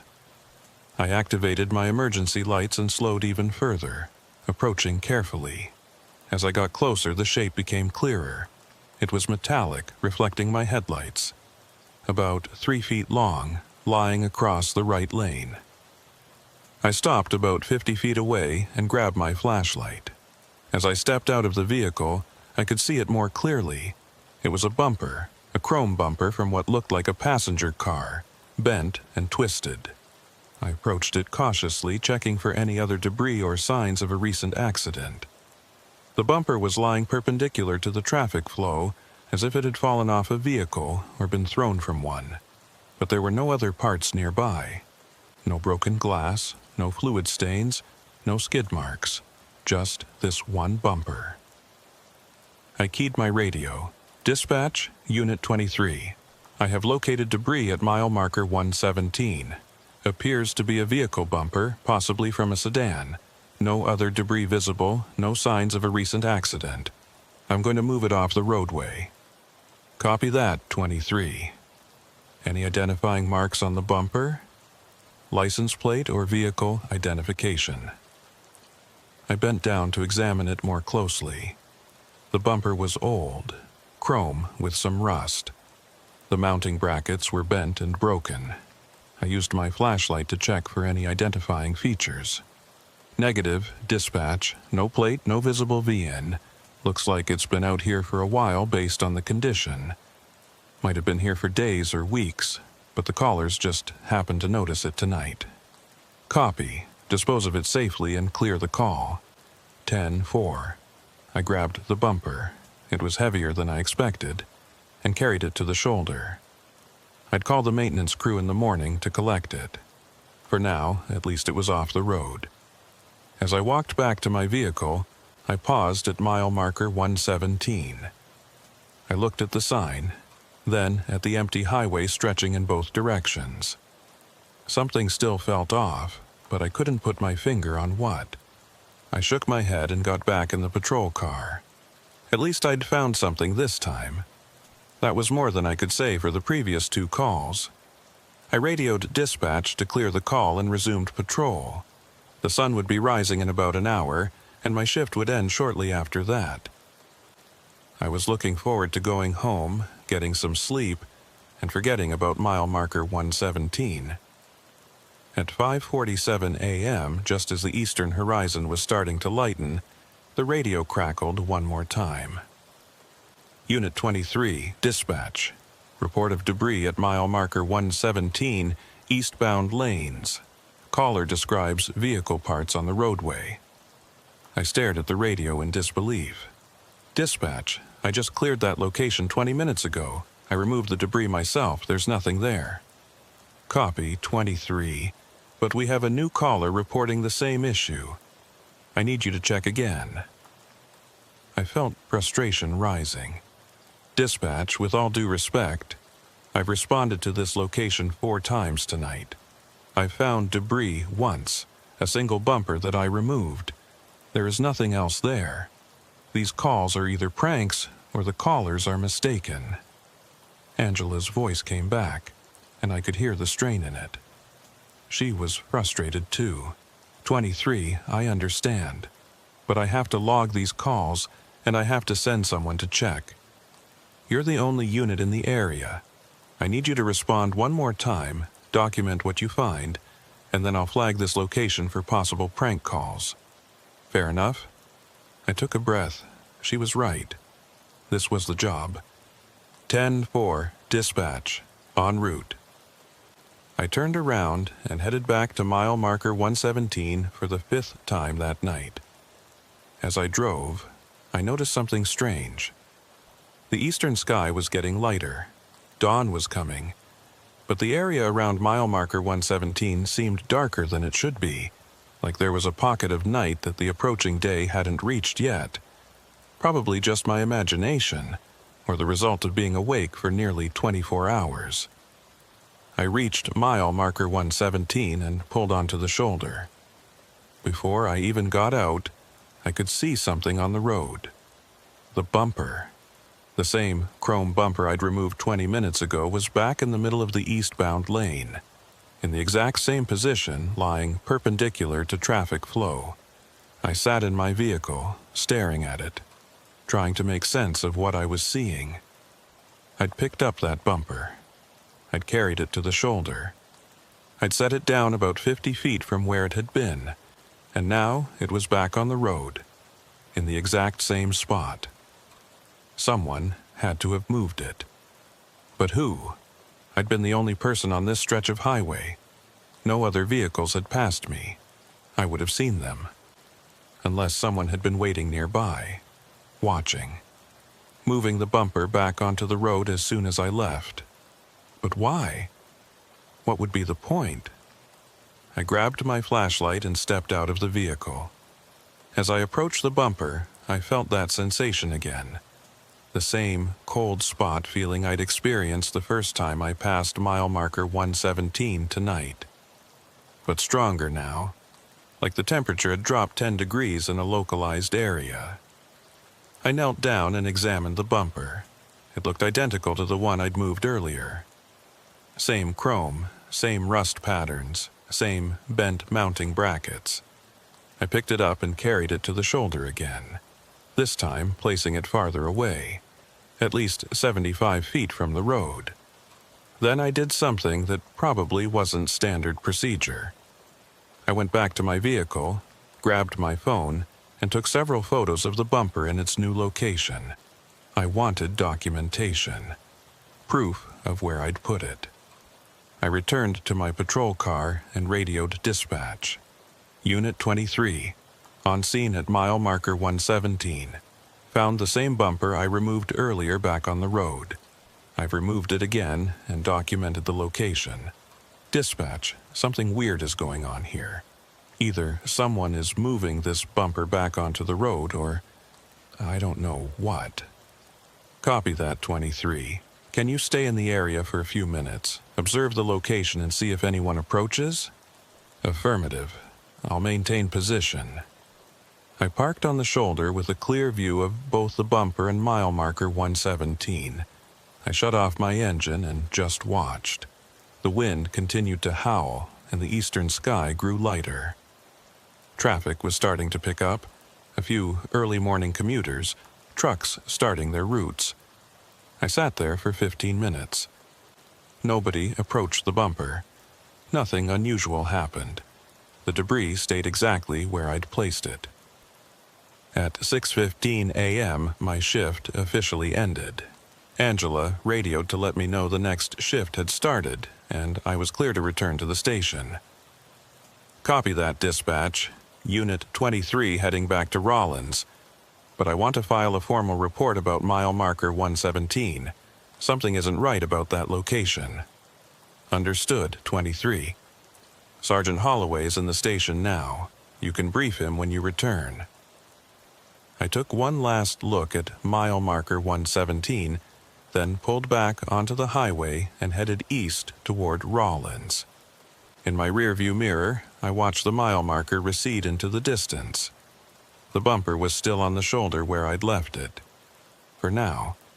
I got back to the station at 6:42 a.m., tired and confused. Sergeant Tyler Holloway was in his office, going through paperwork. He was in his early 50s, gray-haired, with the weathered look of someone who'd spent decades dealing with Wyoming winters. Good cop, fair boss, didn't tolerate nonsense but would listen when something was genuinely wrong. I knocked on his door frame. "Sarge, you got a minute?" He looked up and waved me in. "Dalton, heard you had an interesting night." Angela mentioned something about multiple calls to the same location. I sat down and walked him through everything. The 5 calls to mile marker 117. The descriptions of debris that I couldn't find. The single bumper that appeared, disappeared, and reappeared. The blocked phone numbers. The identical nature of the calls. He listened without interrupting, his expression neutral. When I finished, he leaned back in his chair. "You think someone's pranking us?" That was my first thought. But I can't figure out the motive. Why that specific location? And how would they move the bumper back onto the road without me seeing them? I was the only unit in that area all night. Could have been hidden nearby. Waited for you to leave, then moved it back. Possible. But why go to all that effort? And the calls, 5 different calls, all describing the same thing. If it's a prank, it's a really elaborate one. Holloway nodded slowly. "Okay, here's what we'll do. I'll have the day shift keep an eye on mile marker 117. See if anything else shows up. I'll also pull the call recordings and see if we can identify anything unusual about the callers. In the meantime, you write up a detailed report documenting everything. Times, observations, photos if you have them." I took photos of the bumper, I said, pulling out my phone. "Want me to email them to you?" "Yeah, do that. And Dalton, get some rest. You've been up for a full day. Come back tonight fresh and we'll see if this thing continues." I nodded and stood up. "Thanks, Sarge." "One more thing," he said as I reached the door.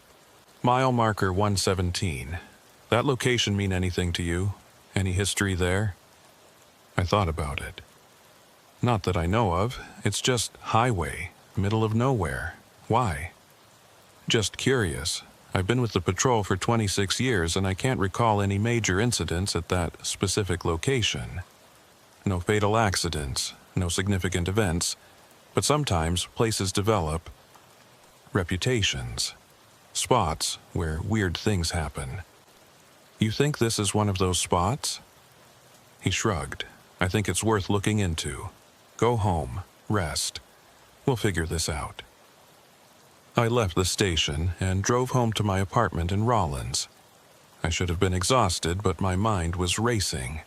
I couldn't stop thinking about mile marker 117 and that bumper appearing in the exact same spot twice. I tried to sleep, but every time I closed my eyes, I saw that mile marker sign. The green rectangle with white numbers, 117, over and over. Around 2:00 p.m., I gave up on sleep and opened my laptop. I started researching mile marker 117 on I-80 in Wyoming. I pulled up maps, satellite images, historical data. Anything I could find. The location was unremarkable, high prairie on both sides of the highway. No buildings, no exits, no points of interest. The nearest town was over 30 miles away. The satellite images showed nothing unusual, just highway and grassland. I expanded my search to accident reports and incident logs. I went back 5 years searching for any calls or reports associated with mile marker 117 or the immediate area around it. That's when I found something interesting. 3 years ago, there had been a fatal accident approximately half a mile east of mile marker 117. A single vehicle crash. A sedan had left the roadway at high speed, rolled multiple times, and the driver was killed instantly. The report listed the cause as likely drowsy driving. The accident occurred at 3:45 a.m., and there were no skid marks or signs of evasive action. The driver had simply drifted off the road. I read through the report carefully. The victim's name was Brandon Cole, age 34, from Laramie. He'd been traveling alone. Toxicology came back negative. No alcohol, no drugs. Just a tired driver who fell asleep at the wheel. Sad, but not unusual. It happened several times a year on Wyoming highways. What caught my attention was a note in the report from the investigating officer. It was a small detail, almost an afterthought.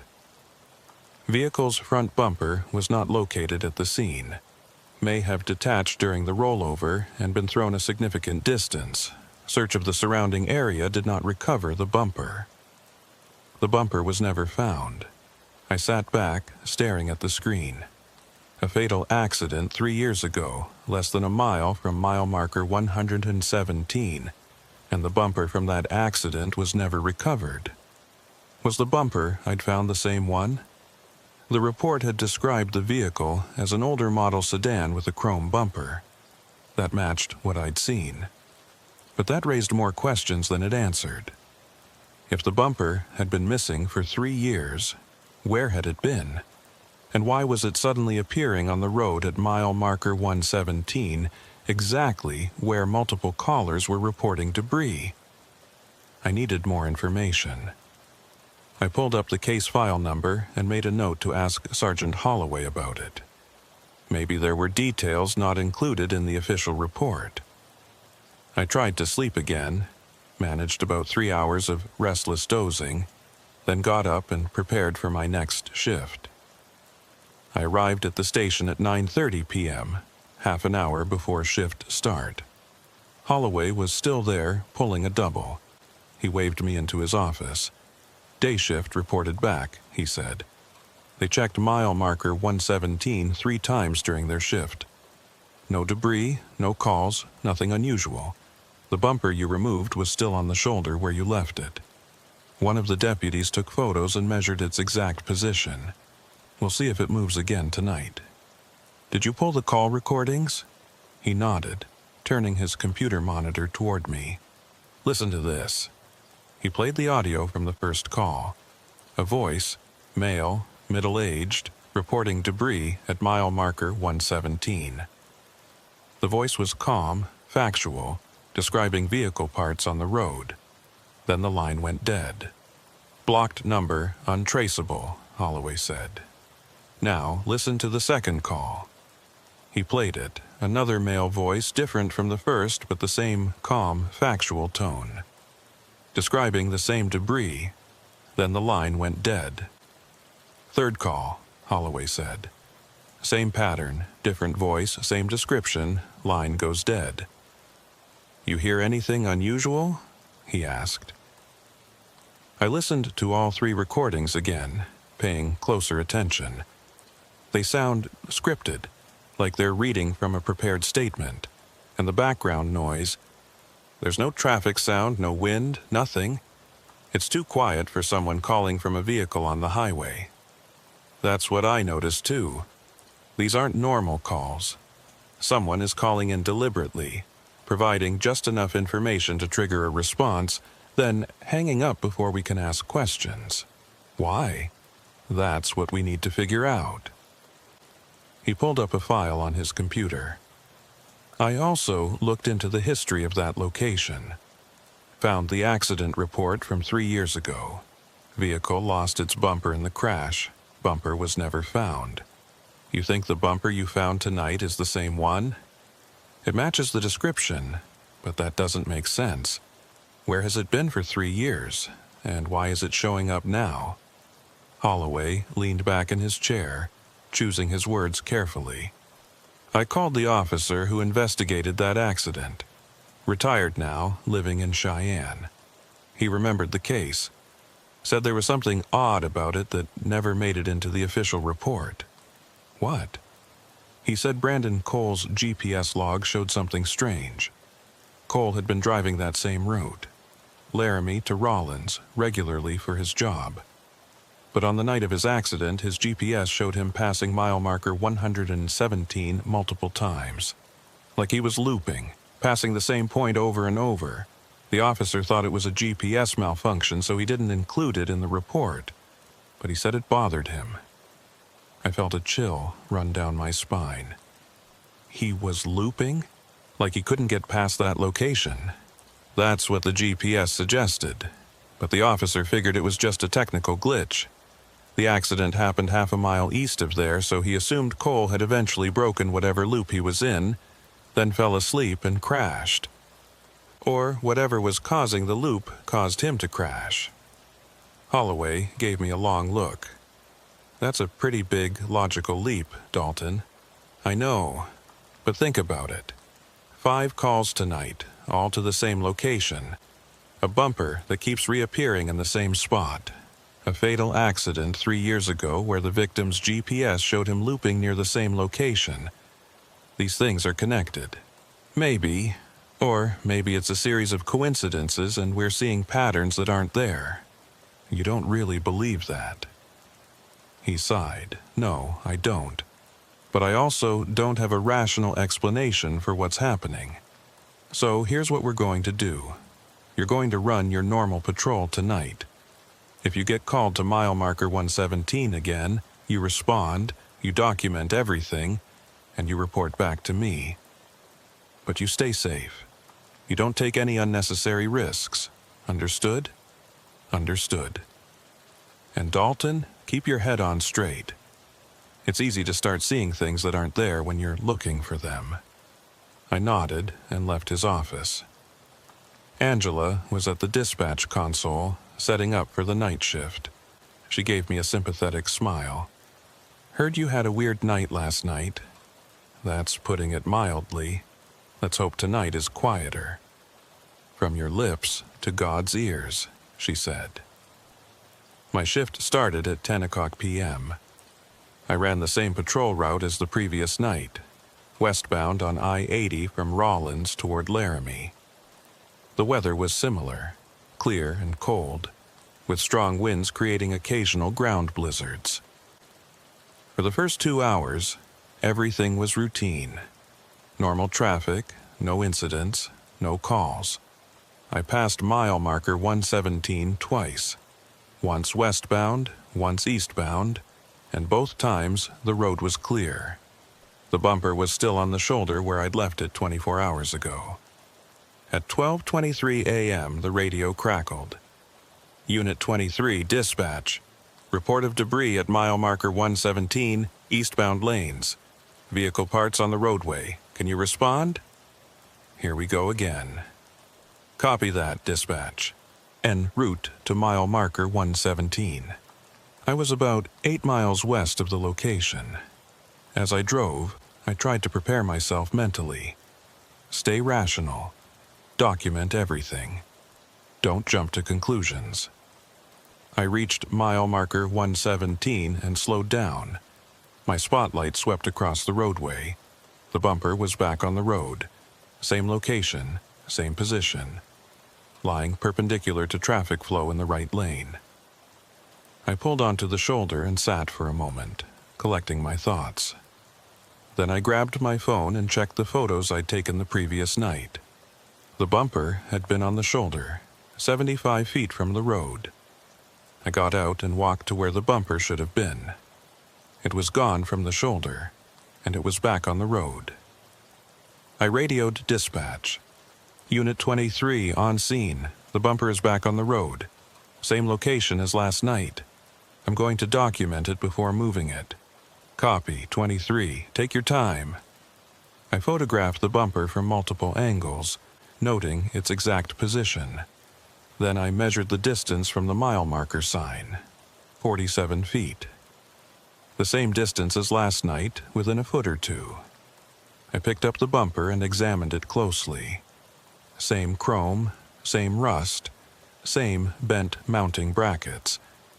I took more photos, then carried it back to the shoulder. This time, I placed it even farther away, a full 100 feet from the road. As I set it down, I noticed something I'd missed before. Scratched into the chrome, barely visible under the rust, were some numbers, 7 to 2321. A date, July 23rd, 2021. The date of Brandon Cole's accident. I took a close-up photo of the numbers, then returned to my vehicle. I radioed dispatch and asked her to confirm the date of the Cole accident. Stand by, 23. I waited, watching the empty highway. No traffic in either direction. Just me, the wind, and mile marker 117. 23 confirmed. The accident was July 23rd, 2021. How did you know? The bumper has that date scratched into it. This is definitely the bumper from Cole's vehicle. Copy that. Do you want me to contact the sergeant? Negative. I'll update him at end of shift. I'm going to maintain position here for a while, see if anything else happens. 10-4-23, I'll be here if you need me. I sat in my vehicle, engine idling, watching. The eastern sky was completely dark. We were in the deepest part of night, that stretch between midnight and dawn when the world feels empty. After 20 minutes, nothing had changed. The bumper remained on the shoulder. No other debris appeared. No vehicles passed. I decided to continue my patrol. I pulled back onto the highway and headed east toward Rollins. In my mirror, I watched mile marker 117 disappear behind me. At 1:47 a.m., I reached the easternmost point of my sector and turned around. As I headed back west, I radioed dispatch. Unit 23, dispatch. I'm heading westbound, passing mile marker 220. How many miles to 117? Stand by, 23. A pause. That would be 103 miles. Copy that. I drove at normal patrol speed, around 70 miles per hour. It would take me roughly an hour and a half to reach mile marker 117 from my current position. I passed mile markers steadily. 20, 215, 210, 205. Traffic was minimal. A few trucks, one or two passenger vehicles. The wind continued to buffet my Explorer, but visibility was good. At 2:14 a.m., I passed mile marker 200, 17 miles to go. At 2:28 a.m., I passed mile marker 190, 7 miles to go. At 2:35 a.m., I passed mile marker 180. Wait. I checked my GPS. According to it, I was at mile marker 185, but I just passed a sign that said 180. I slowed down and watched for the next marker. It appeared in my headlights. Mile marker 175. My GPS still showed 185. Something was wrong. Either the mile markers were wrong, or my GPS was wrong, or I saw it ahead. Mile marker 117. But that was impossible. I'd been at mile marker 180 30 seconds ago. I couldn't have covered 63 miles in half a minute. I slowed to a crawl as I approached. The sign was clearly marked, mile marker 117. And on the road ahead, in the right lane, was the bumper. My heart was pounding. This wasn't right. This wasn't possible. I radioed dispatch, trying to keep my voice steady. Dispatch, Unit 23. Can you confirm my current location via GPS? Stand by, 23. A pause. I'm showing you at approximately mile marker 185 westbound lanes. Dispatch, I'm looking at a mile marker sign that says 117. That can't be right, 23. According to our system, you've been traveling westbound for the last 20 minutes at normal speed. You shouldn't be anywhere near mile marker 117. I'm telling you. I'm looking right at it. A longer pause.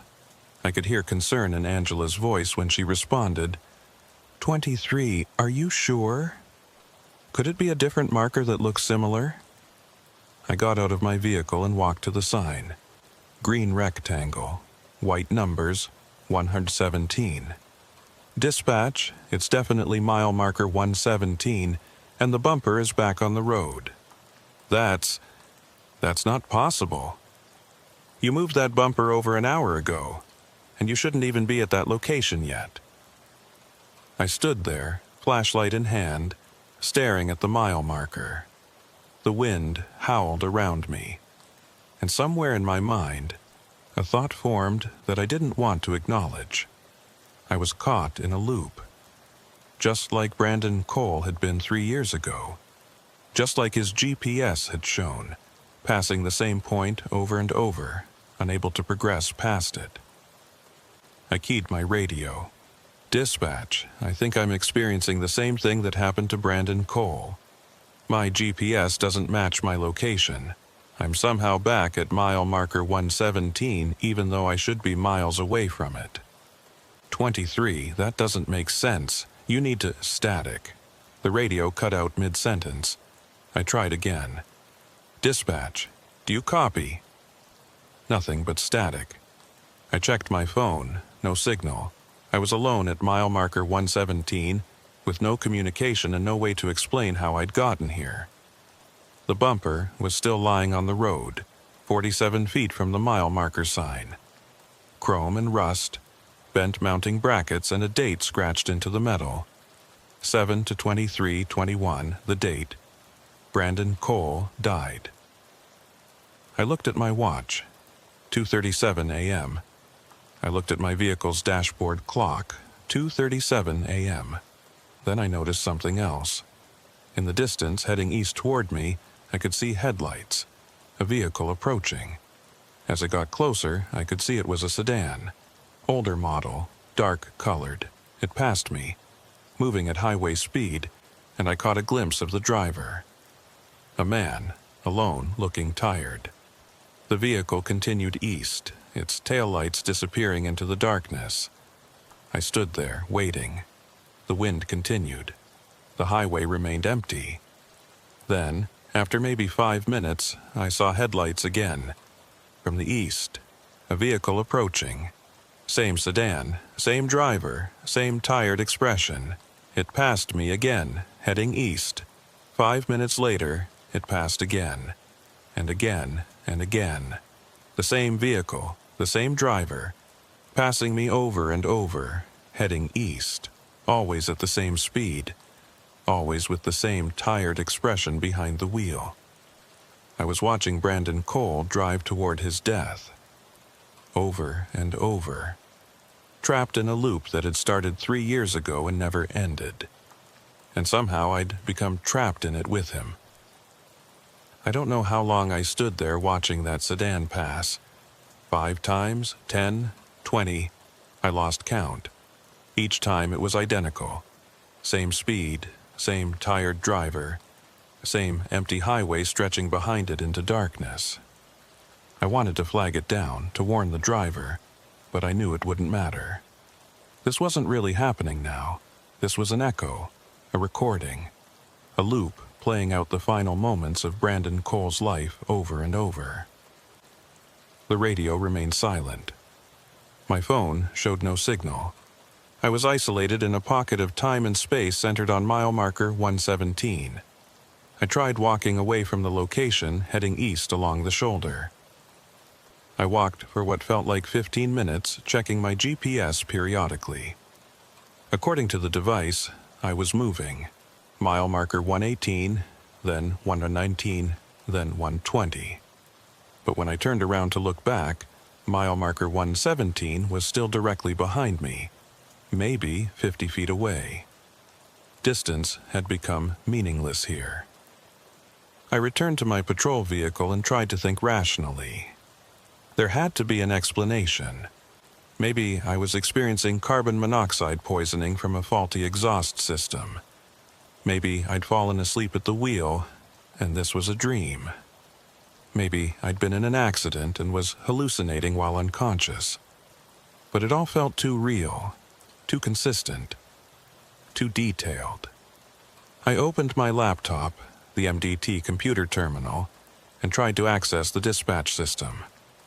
The screen was frozen, showing my last logged position at mile marker 185. I tried to type, tried to update, tried to send any kind of message. Nothing responded. Then I noticed something on the screen. In the corner, partially hidden behind an error message window, was a file I hadn't seen before. The file name was simply 117. I clicked on it. The file opened to reveal a text document. It appeared to be a series of dispatch logs, but they were dated from different years. August 14, 2019. Unit 17 reported GPS malfunction near mile marker 117. Unit looped location 3 times before regaining proper navigation. November 3, 2020. Multiple calls reporting debris at mile marker 117. No debris found on scene. July 23, 2021. Fatal accident.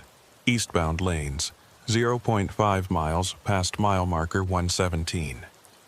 Victim, Brandon Cole, age 34. GPS log shows victim passed mile marker 117 repeatedly prior to crash. February 9, 2022. Unit 31 reported time distortion at mile marker 117. Cleared scene, no issues found. Unit 31 later filed for psychological evaluation and transferred to day shift. September 27, 2023. Dispatch received 14 calls in one night reporting debris at mile marker 117. All calls traced to block numbers. No debris found.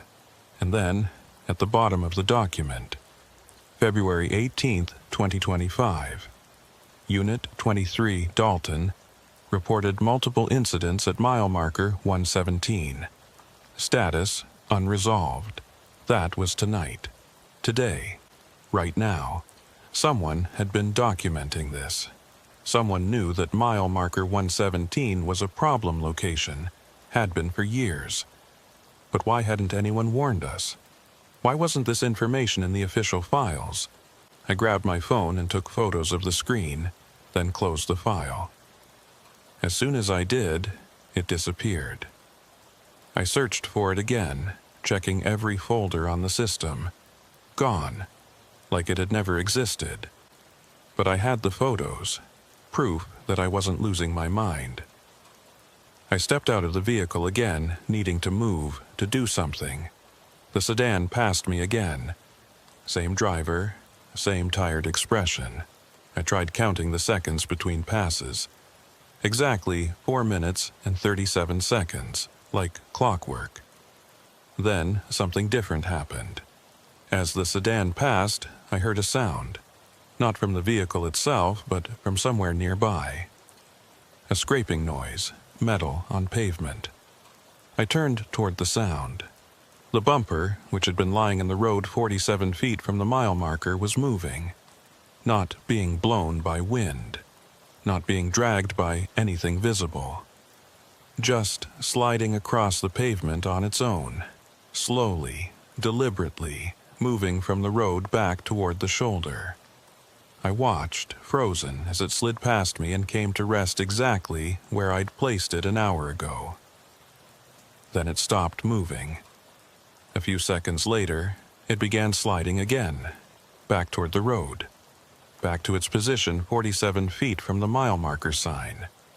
It was resetting. The entire scene was resetting, like a video loop returning to its starting point. I checked my watch, 2:37 a.m., the same time it had been when I first arrived at this location during the loop. Time wasn't moving forward. Or it was moving, but then resetting over and over. I needed to break the cycle, but how? I thought about what I knew. Brandon Cole had been trapped in this loop 3 years ago. His GPS showed him passing mile marker 117 repeatedly. Eventually, he'd made it past. The accident happened half a mile east, but something in that process had killed him. Maybe the strain of breaking free. Maybe something else. Unit 31 in 2022 had reported time distortion, but had managed to leave. They'd transferred to day shift afterward and requested psych evaluation. That suggested they'd escaped, but had been traumatized by the experience. So it was possible to get out. But how? I walked to mile marker 117 and examined it closely. Just a standard highway marker. Green aluminum sign with white reflective numbers mounted in 2 metal posts. Nothing unusual about it visually. I tried touching it. The metal was cold, as expected, but nothing happened. No shock, no sensation, no obvious anomaly. I walked to where the bumper lay on the road and examined it again. The date scratched into the chrome. 7/23/21. Cole's accident date. But why would someone scratch that date into the bumper? And when? Had Cole done it himself? Or had someone else marked it after the accident? I picked up the bumper and carried it off the road, placing it on the shoulder. Then I returned to my vehicle and drove east, away from mile marker 117. Mile markers passed. 118, 119, 120. My GPS confirmed I was moving. I drove for 5 miles, checking my position continuously. Mile marker 122. I was out. I'd broken the loop. Relief washed over me. I grabbed my radio.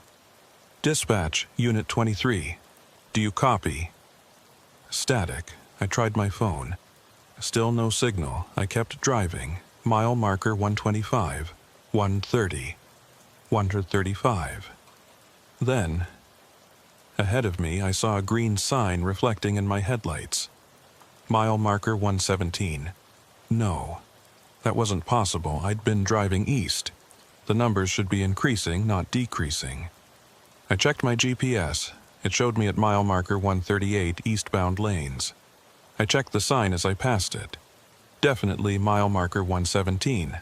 I kept driving, faster now, watching the signs. The next one was 117. Then 117 again.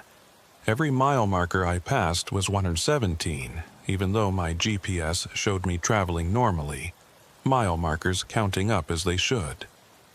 I slammed on my brakes and sat in the middle of the highway, breathing hard.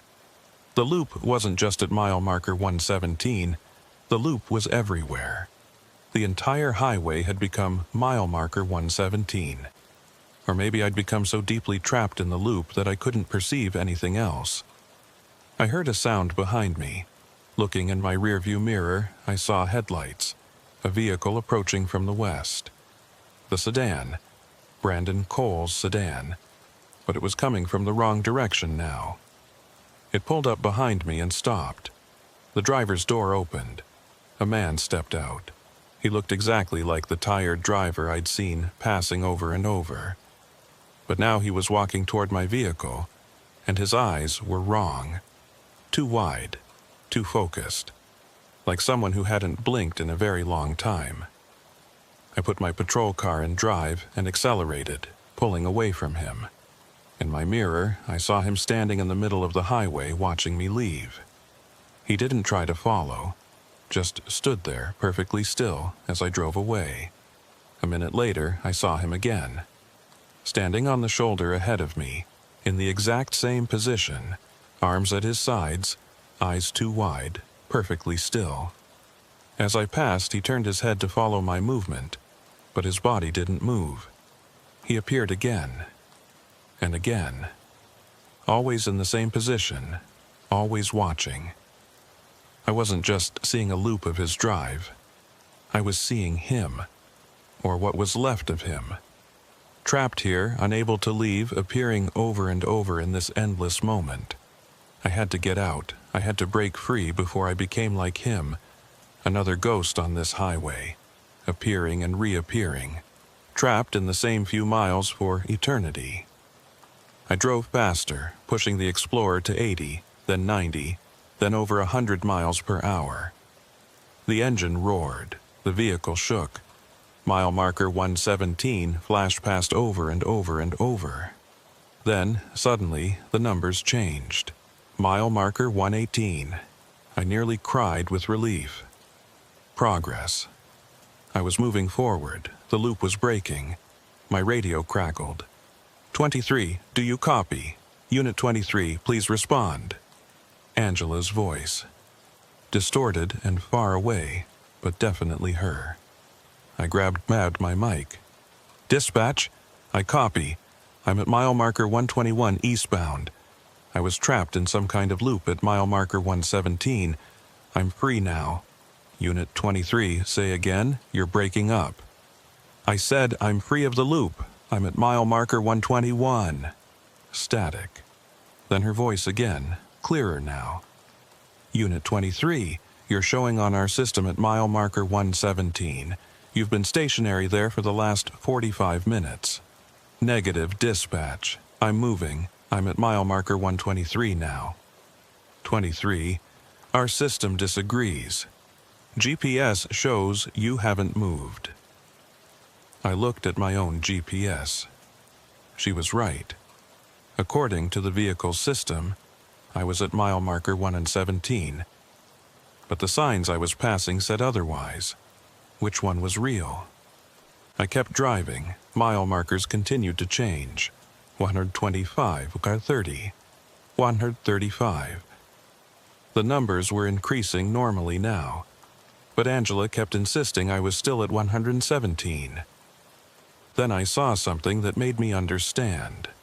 Ahead, on the shoulder at mile marker 140, was my patrol vehicle. Unit 23, parked exactly where I'd been sitting an hour ago when this all started. And standing next to it was me. I was looking at myself. Same uniform, same build, same face. The other me was holding a flashlight, examining something on the road. The bumper. I slowed down as I approached. The other me didn't react to my headlights, didn't look up, just kept examining the bumper. I pulled onto the shoulder about 50 feet away and watched. The other me picked up the bumper and carried it to the shoulder, then walked back to the patrol vehicle, got in, and drove away. Exactly what I'd done earlier. I was watching my own loop, a recording of my actions, playing out while I was still trapped in the experience of living them. My radio crackled. Unit 23, please confirm your status. I keyed the mic slowly. Dispatch, I need you to listen carefully. Something is happening at mile marker 117 that I don't fully understand. But I think I'm caught in the same thing that caught Brandon Cole 3 years ago. My GPS might show me at 117, but I'm experiencing something else, some kind of time loop or reality distortion. Unit 23, you're not making sense. Do you need medical assistance? No. I need you to send another unit to mile marker 117, but don't send them alone. Send at least 2 units and make sure they stay in constant radio contact. And Angela, document everything. Every call, every report, every anomaly. Someone has been tracking this, but it's not in the official files. There's a pattern here, and it's important. Copy that, 23. I'm dispatching Unit 19 and Unit 27 to your location. ETA 20 minutes. Don't tell them I'm at 117. Tell them to meet me at mile marker 140. That's where I actually am. A pause. Unit 23, our system clearly shows. I know what your system shows, but I'm telling you where I actually am. Trust me on this. Copy, 23. I'll route them to mile marker 140. I sat in my vehicle and waited. The eastern sky was starting to lighten. Dawn was approaching. I'd been on shift for 7 hours, and for at least 2 of those hours I'd been trapped in some kind of temporal anomaly.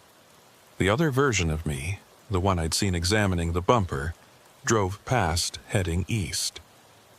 I watched my own taillights disappear into the pre-dawn darkness.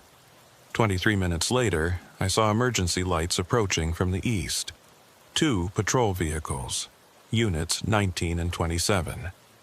They pulled up next to me, and 2 officers got out. I recognized both of them, Jackson Cole and Sarah Brennan. Good cops, experienced, level-headed. Jackson approached my window. "Dalton, you okay? Dispatch said you were having some kind of situation." "Get in," I said, "both of you. We need to talk." They exchanged glances but climbed into my vehicle. Jackson in the passenger seat, Sarah in the back. I told them everything. The multiple calls to mile marker 117. The bumper that kept reappearing. The loop I'd experienced. Brandon Cole's accident. The file I'd found on my computer. When I finished, Jackson said carefully, "Dalton, that's a lot. Are you sure you're okay? Maybe you should head back to the station, let the medics check you out." "I'm not crazy, and I'm not hallucinating. Look." I showed them the photos on my phone. The bumper. The date scratched into it. The file from my computer showing years of incidents at mile marker 117. Sarah leaned forward, studying the photos. "That date. That's the date of the Cole accident. I remember that case. I was working day shift when they found his vehicle." "Exactly. And his GPS showed him looping near mile marker 117 before he crashed. Same thing that happened to me tonight." Jackson pulled out his own phone and started searching through old reports. After a few minutes, he looked up. His expression changed. "Holy shit. There are reports, multiple reports over the past 6 years. GPS malfunctions at mile marker 117, unexplained calls, Unit 31's time distortion report in 2022. It's all here, but it's fragmented, filed under different categories, different case numbers, like someone deliberately scattered the information so no one would see the pattern. Or like the system itself is resisting documentation," I said. "That file I found disappeared as soon as I closed it. Like the system doesn't want us to know." "The system doesn't want us to know," Sarah said. "You're talking about the computer like it's alive. I don't know what it is, but something at mile marker 117 is wrong. Has been wrong for years, and we've been sending people there one at a time, and they either get trapped or they escape traumatized." Jackson nodded slowly. "Okay, so what do we do?" "We document everything properly. Official reports, multiple copies, filed under multiple case numbers. We make sure this information can't disappear, and we flag mile marker 117 as a hazard zone. No single unit responses, minimum 2 vehicles, constant communication." "Sergeant Holloway needs to hear this," Sarah said. "Agreed. Let's head back to the station. All 3 of us together. We'll brief him with everything we know." We left my vehicle on the shoulder. I didn't want to drive it anymore, didn't trust it, and rode together in Jackson's vehicle. As we drove east, I kept watching for mile marker 117, half expecting to see it again. But the numbers progressed normally. 140, 145, 150. We were moving forward in normal space and time. At 5:47 a.m., we reached the station in Rollins. Holloway was already there, looking tired and concerned. "Dalton, dispatch said you had some kind of incident. What happened?" We sat in his office, all 3 of us, and I went through everything again. This time, Holloway didn't interrupt. He listened, his expression grave, occasionally taking notes. When I finished, he sat back and let out a long breath. "I believe you. You do? I've been with the patrol for 26 years. I've seen a lot of strange things on these highways. Places where accidents cluster. Stretches of road where people report feeling uneasy. Locations where equipment malfunctions repeatedly. Most of it we chalk up to coincidence or environmental factors. But some of it doesn't have a rational explanation. He pulled a file from his desk drawer. After you left yesterday, I did some digging. Found reports going back 15 years. Mile marker 117 has been a problem location for a long time. But every time someone tries to investigate it properly, the case gets closed, or the officer transfers, or the documentation goes missing. It's like the location protects itself. "So what do we do?" Jackson asked. Holloway thought for a moment. "We treat it like any other hazard. We mark it, we warn people, and we avoid it when possible. As of right now, mile marker 117 is flagged in our system as a no-stop zone. Any calls to that location get rerouted to day shift with mandatory multiple-unit response. And we start documenting everything in a way that can't be ignored or hidden." "Will that stop it?" Sarah asked. "I don't know, but it's the best we can do." I nodded, feeling the exhaustion finally catching up with me. "There's one more thing. Brandon Cole. He's still there, or some version of him. Trapped in the loop, appearing over and over. If there's any way to help him, there isn't," Holloway said quietly. "Whatever happened to him, it happened 3 years ago.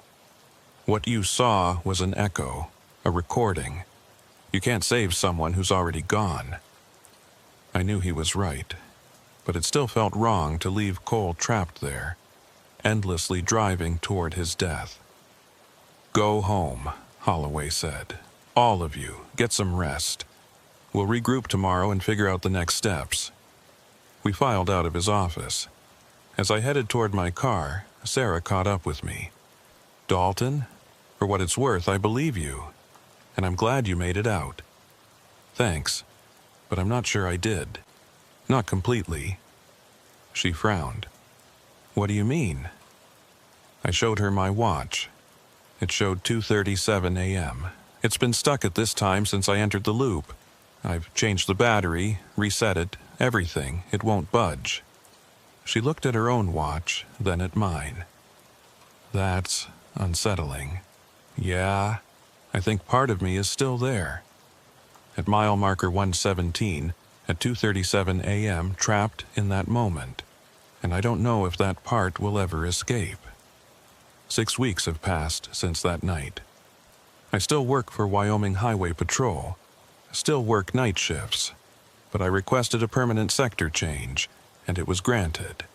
I now patrol I-25 between Cheyenne and the Colorado border. I never drive I-80. I never go anywhere near mile marker 117.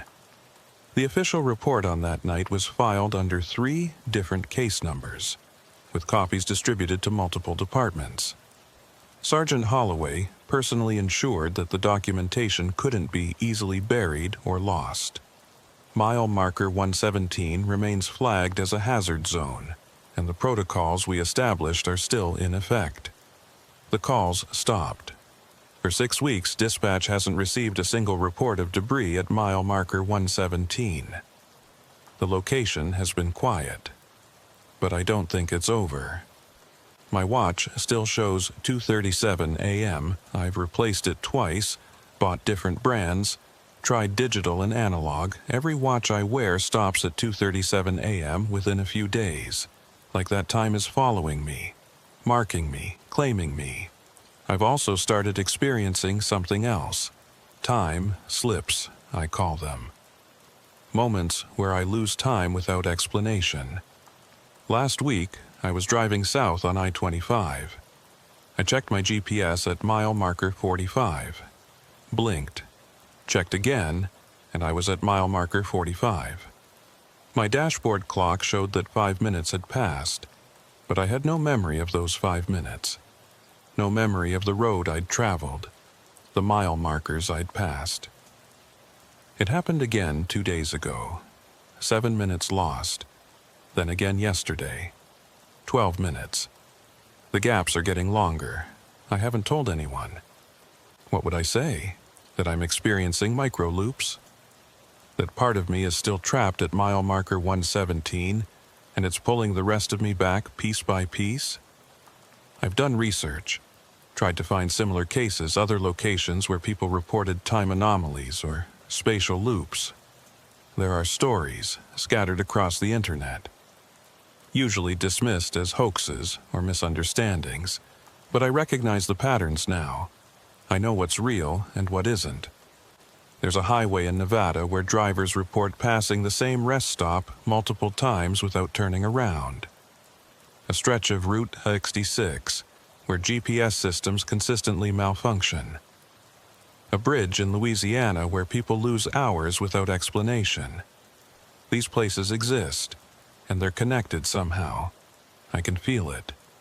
2 weeks ago, I received an email. No sender name, just a generic Gmail address. The subject line was, "You saw the pattern." The email contained a single attachment, a map. It showed locations across the United States marked with red dots, hundreds of them. And each dot had a label, highway route and mile marker. I-80, mile marker 117 in Wyoming. That was there. But so were dozens of others. I-70 in Kansas, I-40 in New Mexico, Highway 11 in California. Each one marked as a loop point, with dates ranging from the 1960s to present day. The email had no message, no explanation, just the map. I printed it out and keep it in my truck. Sometimes I look at it trying to understand what connects these locations. Is it geography? Is it something about the highways themselves? Is it something older, predating the roads? I don't know. But I think about Sheriff Holloway's comment, that I'd been with the patrol for only 4 years, but he'd been there for 26 and had seen strange things. How many of his years were actually experienced, and how many were loops he didn't remember? How much time have all of us lost to these places without realizing it? Last night I had a dream. I was driving I-80, heading west. I passed mile marker 118, then 117. As I passed 117, I saw myself standing on the shoulder holding a flashlight examining a chrome bumper. The ME on the shoulder looked up and made eye contact with the me in the vehicle. And the ME on the shoulder smiled, then said, in a voice that didn't sound quite right, "You're late." I woke up at 2:37 a.m. I'm writing this now at 4:15 a.m. on March 28, 2025. I'm in my apartment in Cheyenne, off duty, drinking coffee I don't need because I can't sleep. But here's what scares me most. I just checked my phone to confirm the date and time. The clock on my phone says it's 2:37 a.m. on February 18th, 2025. That's the night it happened, the night I got trapped at mile marker 117, but I remember 6 weeks passing. I remember working shifts, filing reports, requesting a transfer. I remember all of it. Or do I? What if I never left? What if I'm still at mile marker 117, experiencing a loop that feels like 6 weeks but is actually just the same few hours repeating? What if everything I remember since that night is just my mind creating a narrative to cope with being trapped? I don't know what's real anymore. I just looked out my window. It's dark outside. I can see a highway in the distance. And on that highway I can see a green mile marker sign. I'm too far away to read the number, but I know what it says. My watch reads 2:37 a.m. My phone reads 2:37 a.m. The clock on my microwave reads 2:37 a.m. Every clock in my apartment, no matter when I look at them, reads 2:37 a.m. I think I need to go back to mile marker 117 to finish whatever started that night. Maybe Brandon Cole is there, still driving that same loop, waiting for someone to break the cycle. Maybe if I go back, I can help him. Or maybe I'll just become another echo, another ghost on that highway, trapped forever in the same moment. But I can't keep living like this. Can't keep losing time, can't keep wondering what's real. So, tonight, when my shift starts, I'm going to drive I-80. I'm going to head west from Rollins. And I'm going to stop at mile marker 117. One last time. If you're reading this, it means I left these notes behind. It means I didn't come back. Don't try to find me. Don't go to mile marker 117. Don't investigate what happened. Just know that some places on our highways aren't really places. They're traps, or portals, or breaks in reality. They look normal. They appear on maps and GPS systems. But they exist outside of normal time and space, and once they catch you, they might never let you go. I'm leaving copies of this account in multiple locations. In my apartment, in my locker at the station, attached to emails sent to Sergeant Holloway and several reporters. If I disappear, someone will find them. And maybe eventually someone will figure out what mile marker 117 really is. But it won't be me. My watch shows 2:37 a.m. It's time to go.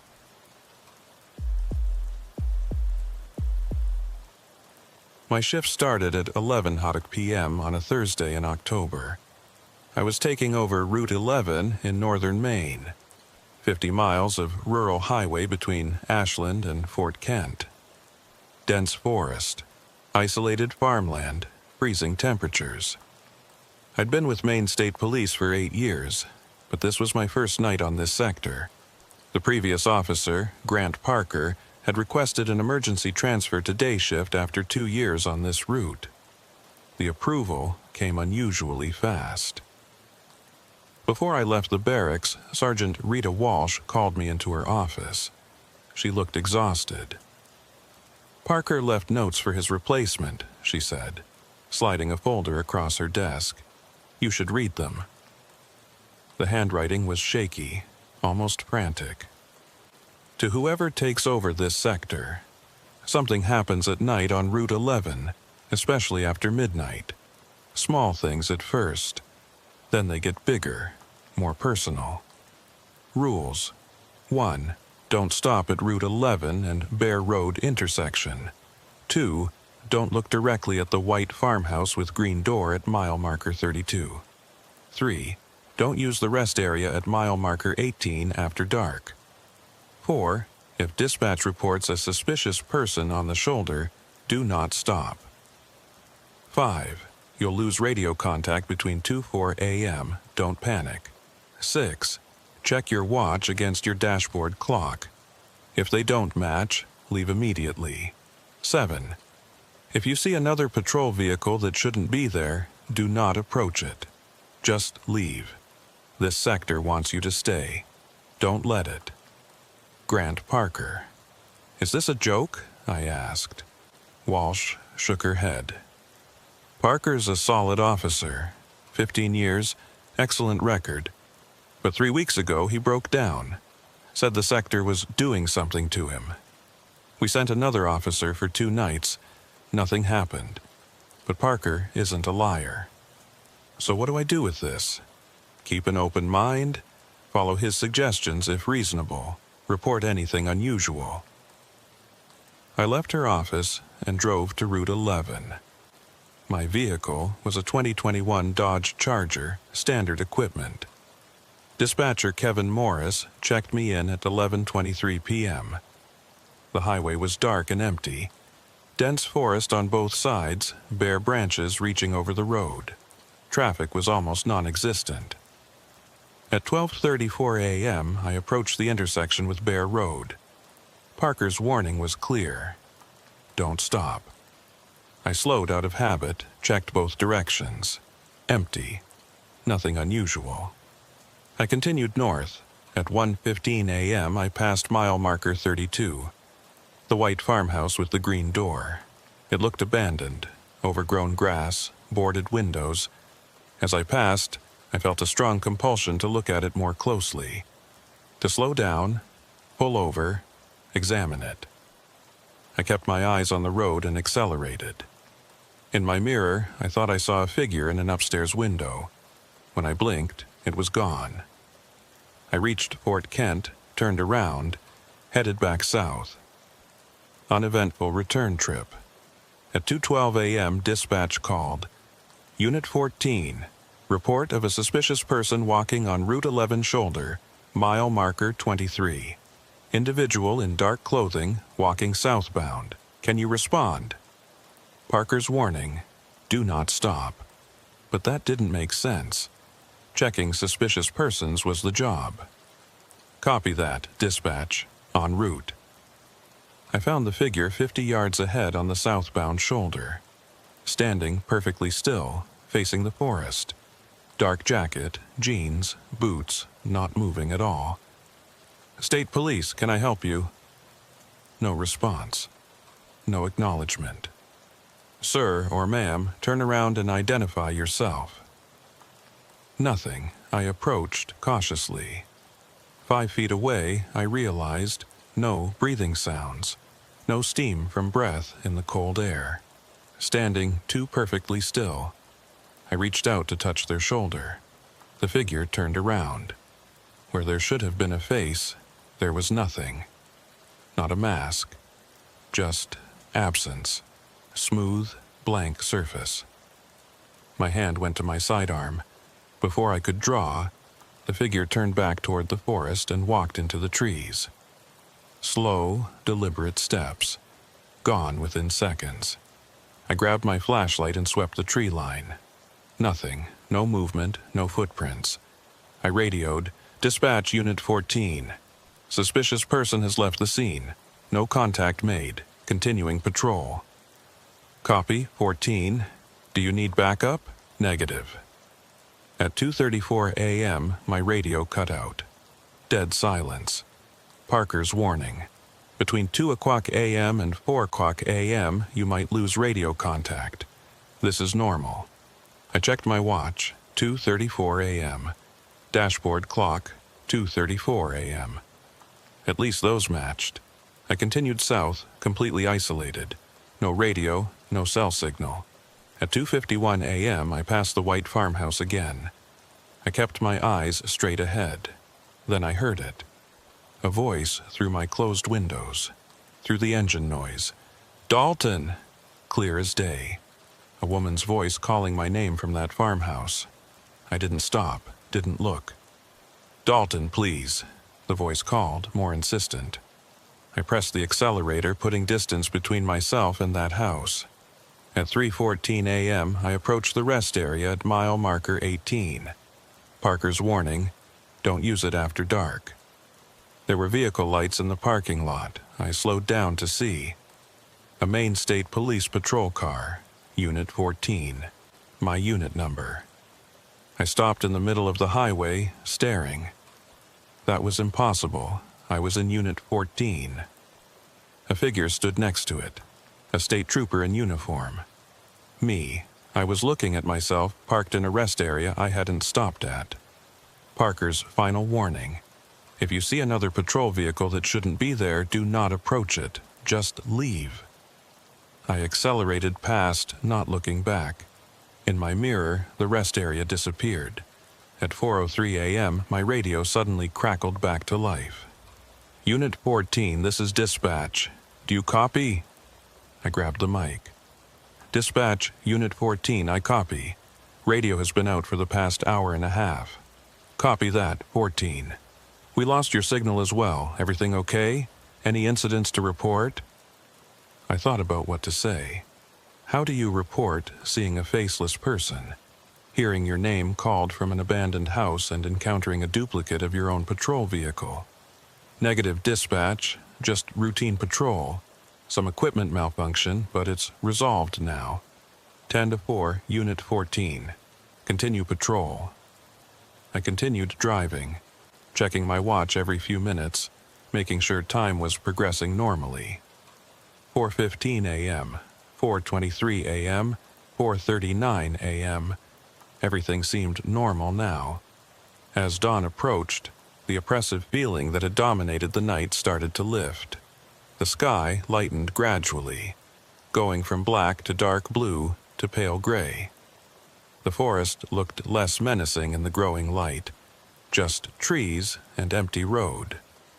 At 6:47 a.m., my shift officially ended. I drove back to the barracks in Caribou, exhausted and unsettled. Sergeant Walsh was in her office. She looked up as I entered and immediately frowned. "Dalton, you look like hell. Rough night?" I sat down heavily. "You could say that. Want to talk about it?"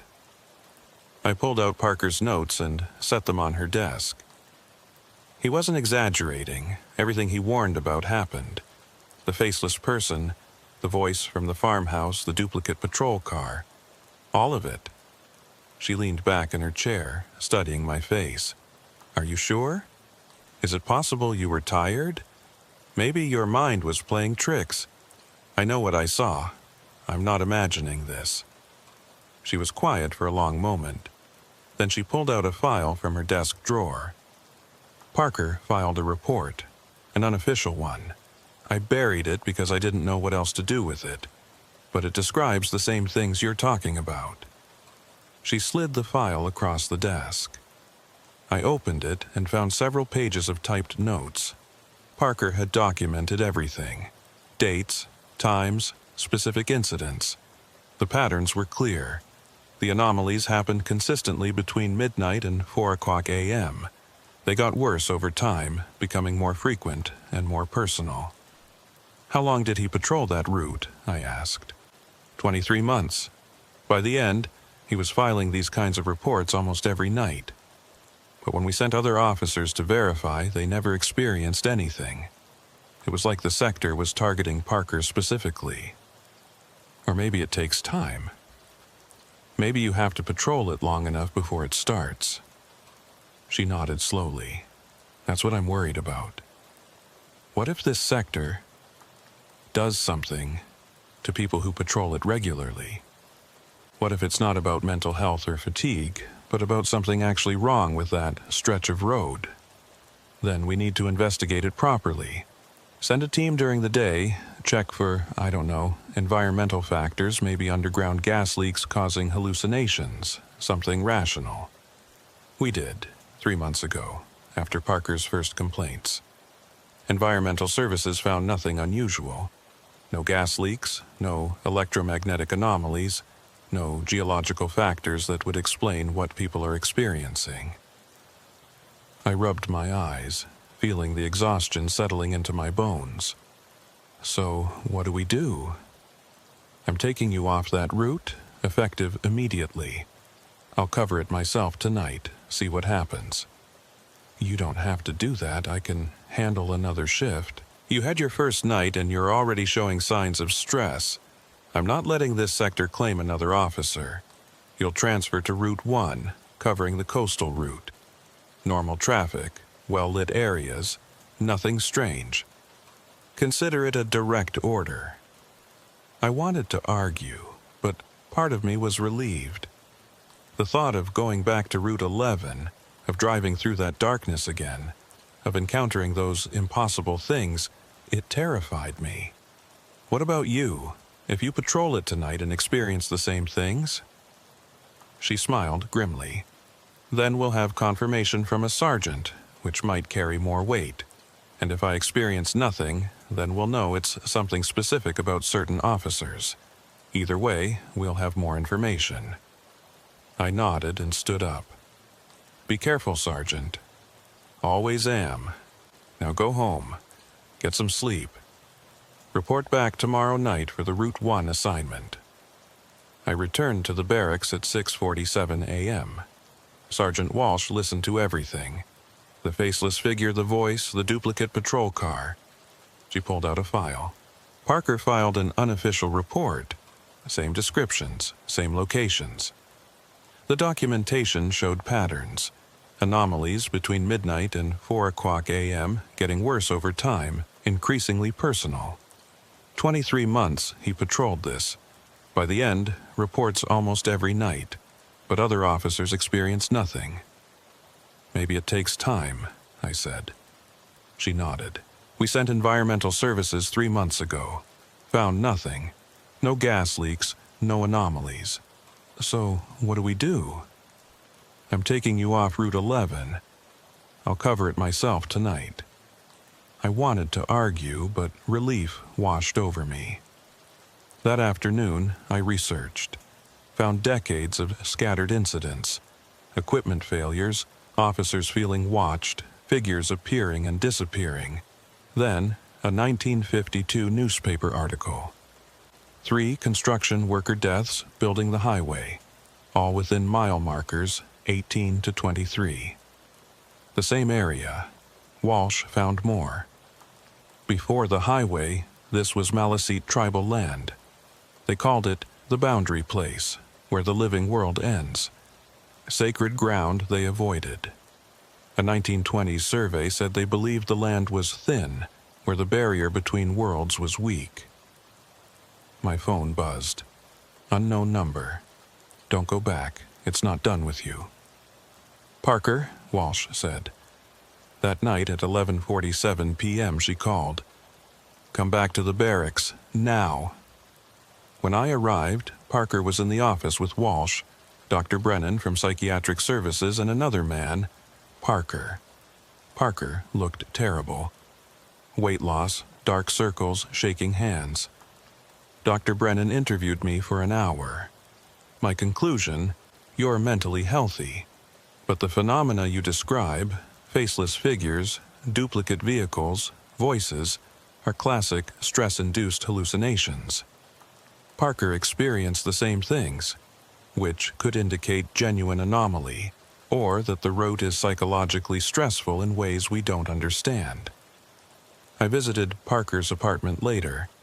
Papers everywhere, maps, articles, notes.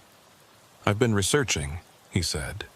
Route 11 isn't the only place. There are others. Places where reality is thin, where things slip through. He showed me maps with red circles. These are all places with similar reports. Indigenous peoples marked them as sacred or forbidden. Construction projects report unusual accidents. People who spend time there start to change. He pulled up his sleeve. A dark mark spread across his skin, like veins or tree branches. This appeared 3 months after I started Route 11. It grows every time I think about that highway. Eventually, it'll cover everything. And when it does, I'll disappear, just like Davis, just like the others. How do you stop it? I don't think you can. Once Route 11 has you, you're part of it. Eventually, you'll go back. My phone rang. Walsh. Need you at the barracks. Back at the barracks, Walsh introduced Joseph Two Rivers, a Maliseet cultural consultant. My people have known about that place for centuries, he said. Kespeltemk, the place of thin boundaries.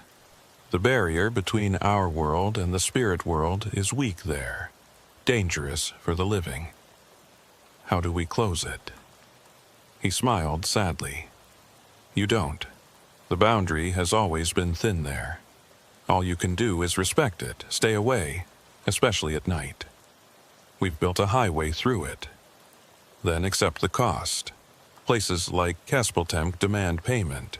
Your missing officer won't be the last, unless you close that road. Walsh decided to patrol Route 11 herself that night with Officer Martinez. Despite my protests, she refused to back down. They left at 11 p.m. At 2:34 a.m., my phone rang. Unknown number. Static, then Walsh's voice, but wrong, flat, emotionless. Come back to Route 11. We're waiting. I called dispatch. Both units had gone silent at mile marker 23. I drove north with Officer Sarah Brennan following. We reached mile marker 23 at 1:47 a.m. Davis's patrol car sat on the shoulder, emergency lights flashing, door open. We searched his vehicle. Empty, radio, and flashlight on the seat, engine running. He'd left on foot. Footprints leading into the forest, Sarah said. Recent. We call for backup first, I said. We don't go into those woods alone. She radioed dispatch. While she called, I examined the tracks, deliberate, not fleeing. He'd walked purposefully into the trees. "Dalton!" Sarah's voice was sharp. She pointed across the highway.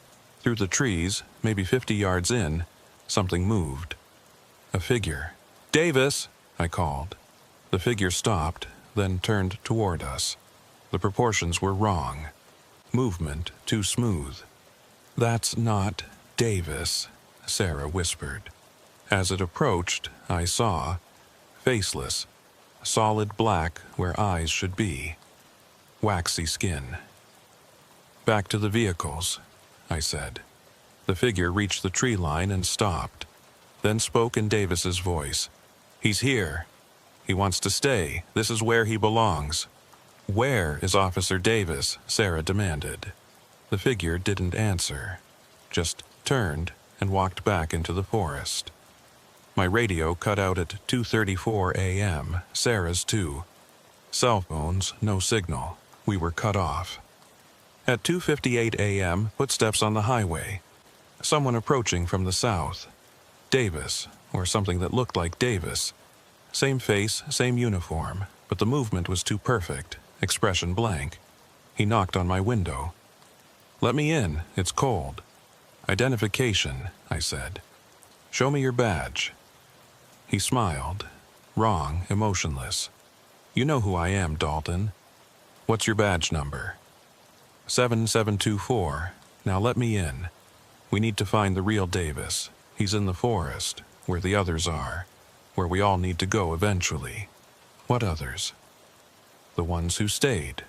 Mitchell from 1987, Santana from 1993. Parker will join them soon, they always do."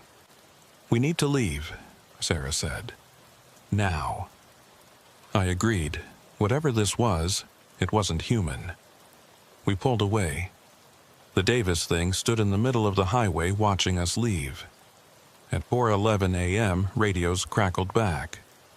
"Units 14 and 22. Do you copy?" "Dispatch, Unit 14. Officer Davis is missing, possibly in the forest near mile marker 23. Need search and rescue, daylight operation." We drove back to the barracks in silence. The search lasted 3 days. K-9 units, helicopter, volunteers.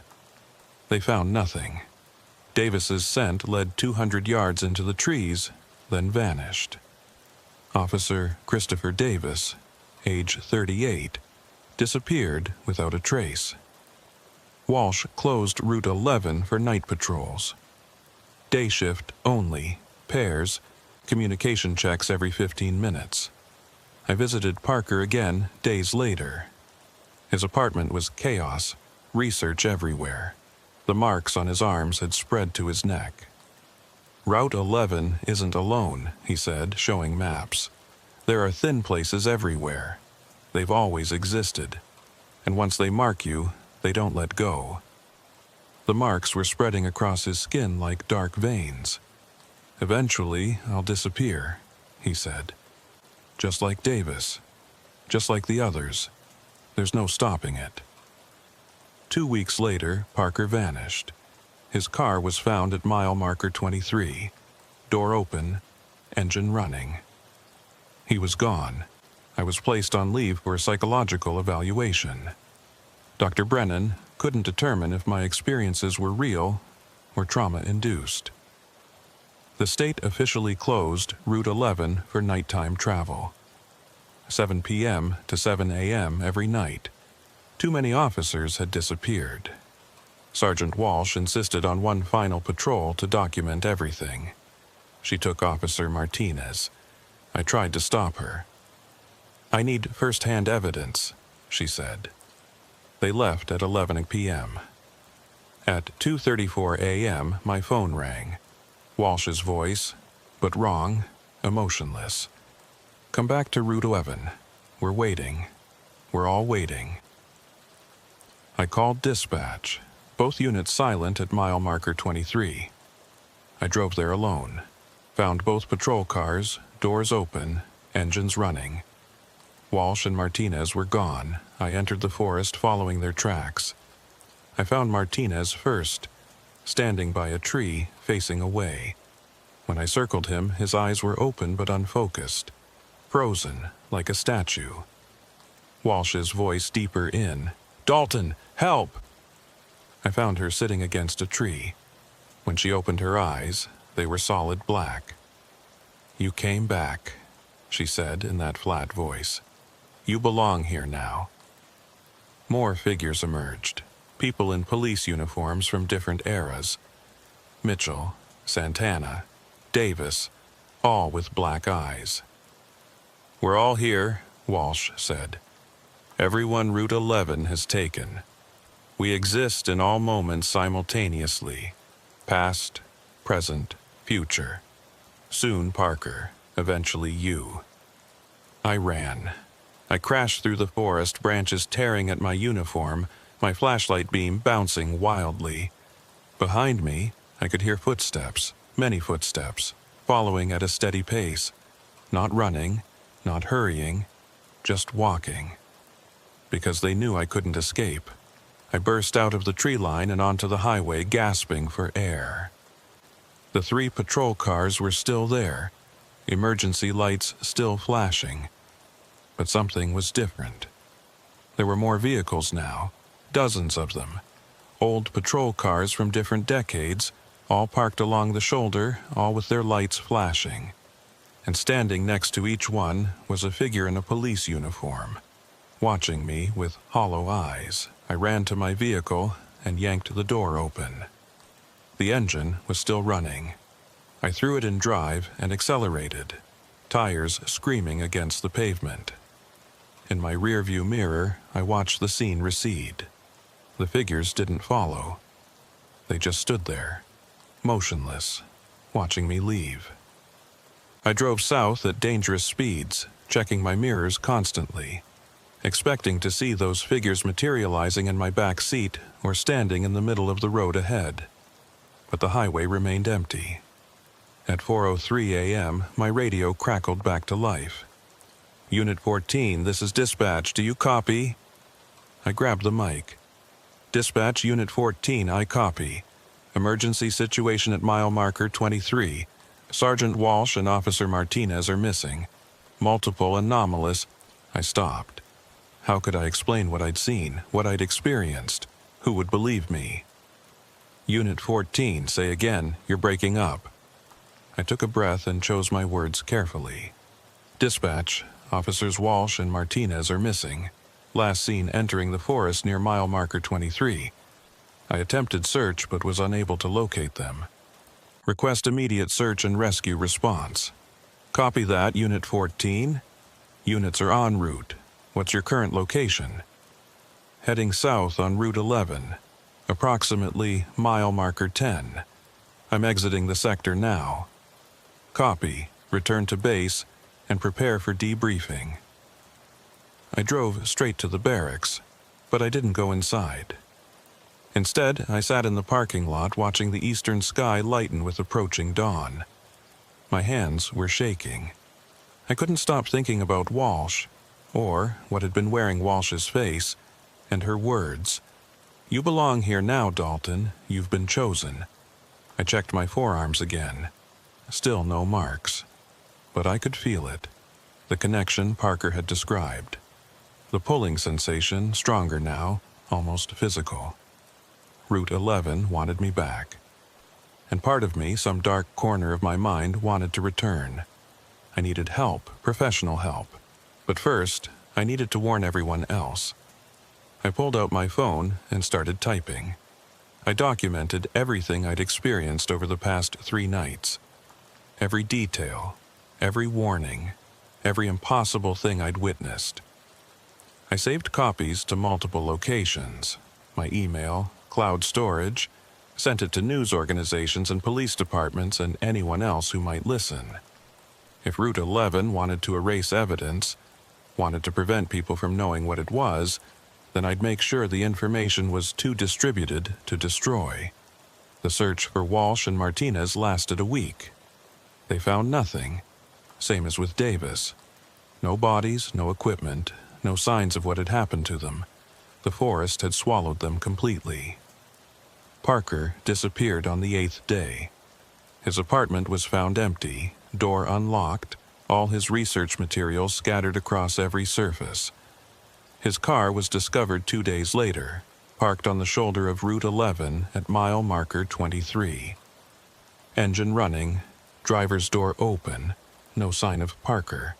The marks on his arms had spread to his neck and face, according to his landlord who'd seen him the day before.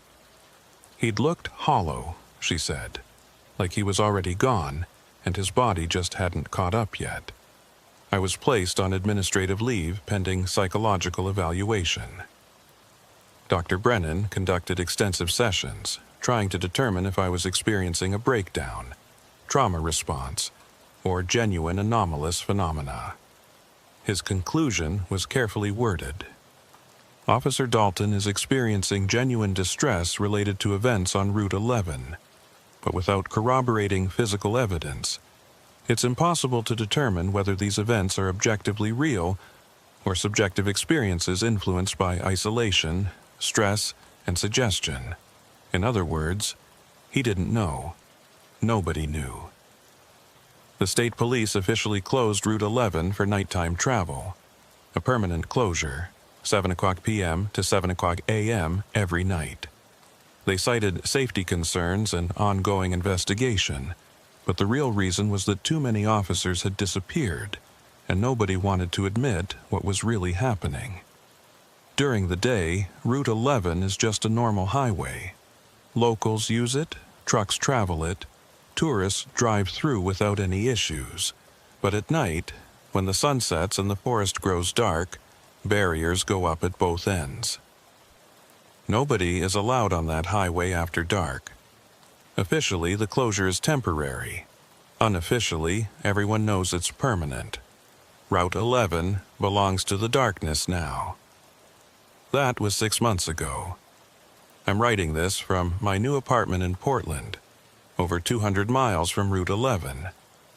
I transferred to a different barracks, different sector, different life. I work day shifts now, surrounded by people and traffic and noise. I avoid rural areas. I avoid forests. I especially avoid empty highways at night. But I can still feel it. The pulling, the connection. It's gotten stronger over the past 6 months, not weaker. Every night, I dream about Route 11. I'm driving that empty highway, passing the familiar landmarks, the intersection with Bear Road, the white farmhouse with the green door, mile marker 23. And in my dreams, I always stop. I always get out of my vehicle. I always walk into the forest. And I always find them there. Walsh, Martinez, Davis, Parker. They're waiting for me, smiling those empty smiles, speaking in those flat, emotionless voices. "Welcome home," they say. "We've been waiting." I wake up in a cold sweat, checking my arms for marks. So far, I'm clean, but I know it's coming.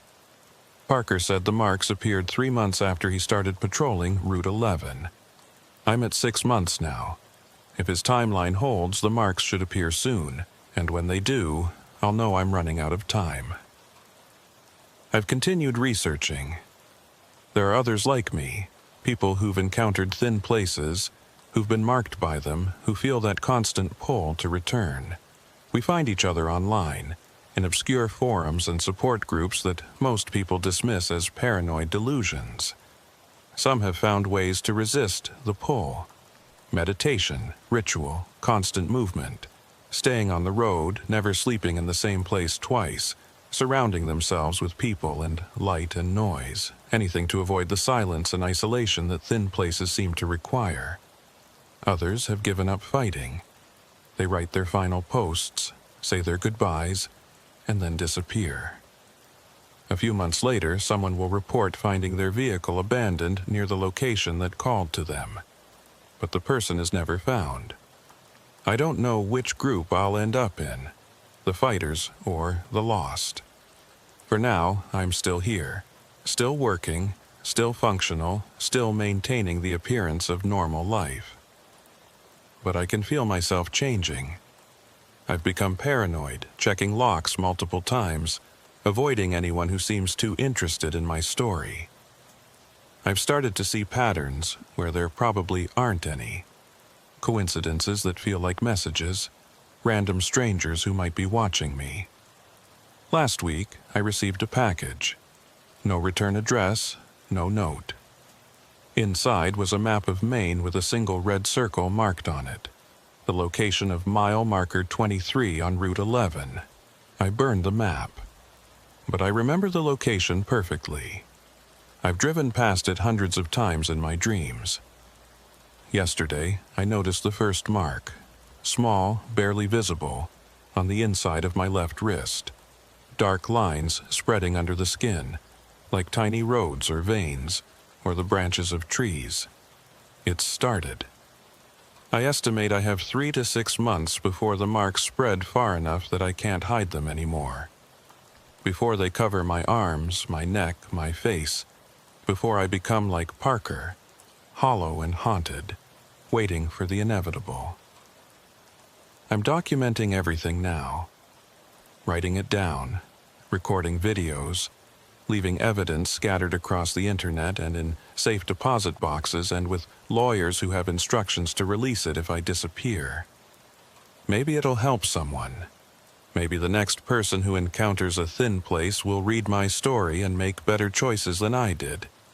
Maybe they'll know to run faster, to resist longer, to never, ever stop at mile marker 23. Or maybe it won't matter. Maybe thin places are like Parker said, boundary markers that have always existed and always will. Places where reality is permeable, where the membrane between our world and something else is weak. We can avoid them, respect them, fear them, but we can't destroy them. And once they mark you, you're part of them forever. I keep thinking about what the Walsh thing said. We exist in all moments simultaneously, walking the highway forever, waiting for others to join us. If that's true, then somewhere, in some version of time, I'm already there. I've already stopped at mile marker 23. I've already walked into that forest. I'm already standing among the others, wearing an empty smile, waiting for the next victim. And the me that's writing this, sitting in a coffee shop in Portland on a sunny afternoon, surrounded by normal people living normal lives, I'm just a shadow, an echo of the moment before I was taken. A memory that hasn't quite caught up with reality yet. The pulling is stronger today. I can feel Route 11 calling me, whispering my name in the back of my mind. Soon, I'll have to answer. Not because I want to, but because I won't be able to resist anymore. Parker was right about everything. The marks, the pull, the inevitability of return. He knew because he'd lived through it, watched it happen to himself day by day, mark by mark. I wonder where he is now. Standing in those dark woods, waiting. Or has he transcended even that, become something so integrated with the thin place that he's not human anymore? I don't want to find out. But I know I will. Last night, I dreamed I was standing on Route 11 at mile marker 23. It was 3:17 a.m., always 3:17 a.m. in these dreams. The forest was silent. The highway was empty, and I was waiting for myself to arrive. I saw headlights in the distance, a patrol car approaching. I knew who was driving. I waved at the windshield, smiled that empty smile, and watched myself pull over. The ME in the patrol car got out, flashlight in hand, approaching cautiously. I opened my mouth to speak, to warn myself, to say something that might change what was about to happen, but all that came out was, "Welcome home." I woke up at 3:17 a.m. The marks on my wrist were spreading. I'm writing this final entry at 4:30 a.m. on October 14th, 2025. The sun will rise in about an hour. I'll drink my coffee, shower, dress for work, and pretend today is normal. But I can feel it. Tonight will be different. Tonight, the pull will be too strong to resist. Tonight, I'll get in my car and drive north. I'll tell myself I'm just going for a drive, just clearing my head, just need some air. But I'll find myself on Route 11. I'll pass the barriers that are supposed to keep people out at night, and I'll drive to mile marker 23, and I'll stop, and I'll get out, and I'll walk into the forest, and I'll join the others who are already there waiting. If you're reading this, please learn from my mistakes. If you encounter a thin place, a location where reality feels wrong, where impossible things happen, where you feel yourself being watched by something you can't see, don't investigate it. Don't try to understand it. Don't convince yourself you can resist it. Just run, as far and as fast as you can. Because once it marks you, it never lets go. And remember, never stop at mile marker 23. Never answer when the forest calls your name. Never believe that you're strong enough to resist. Because you're not. None of us are. The thin places have been here longer than we have, and they'll be here long after we're gone. They're patient, they're hungry, and they always get what they want in the end. I can hear it now. Route 11 calling my name, whispering that it's time to come home. So, I'm going, not because I want to, but because I don't have a choice anymore. I'm already gone, I just haven't realized it yet. Goodbye.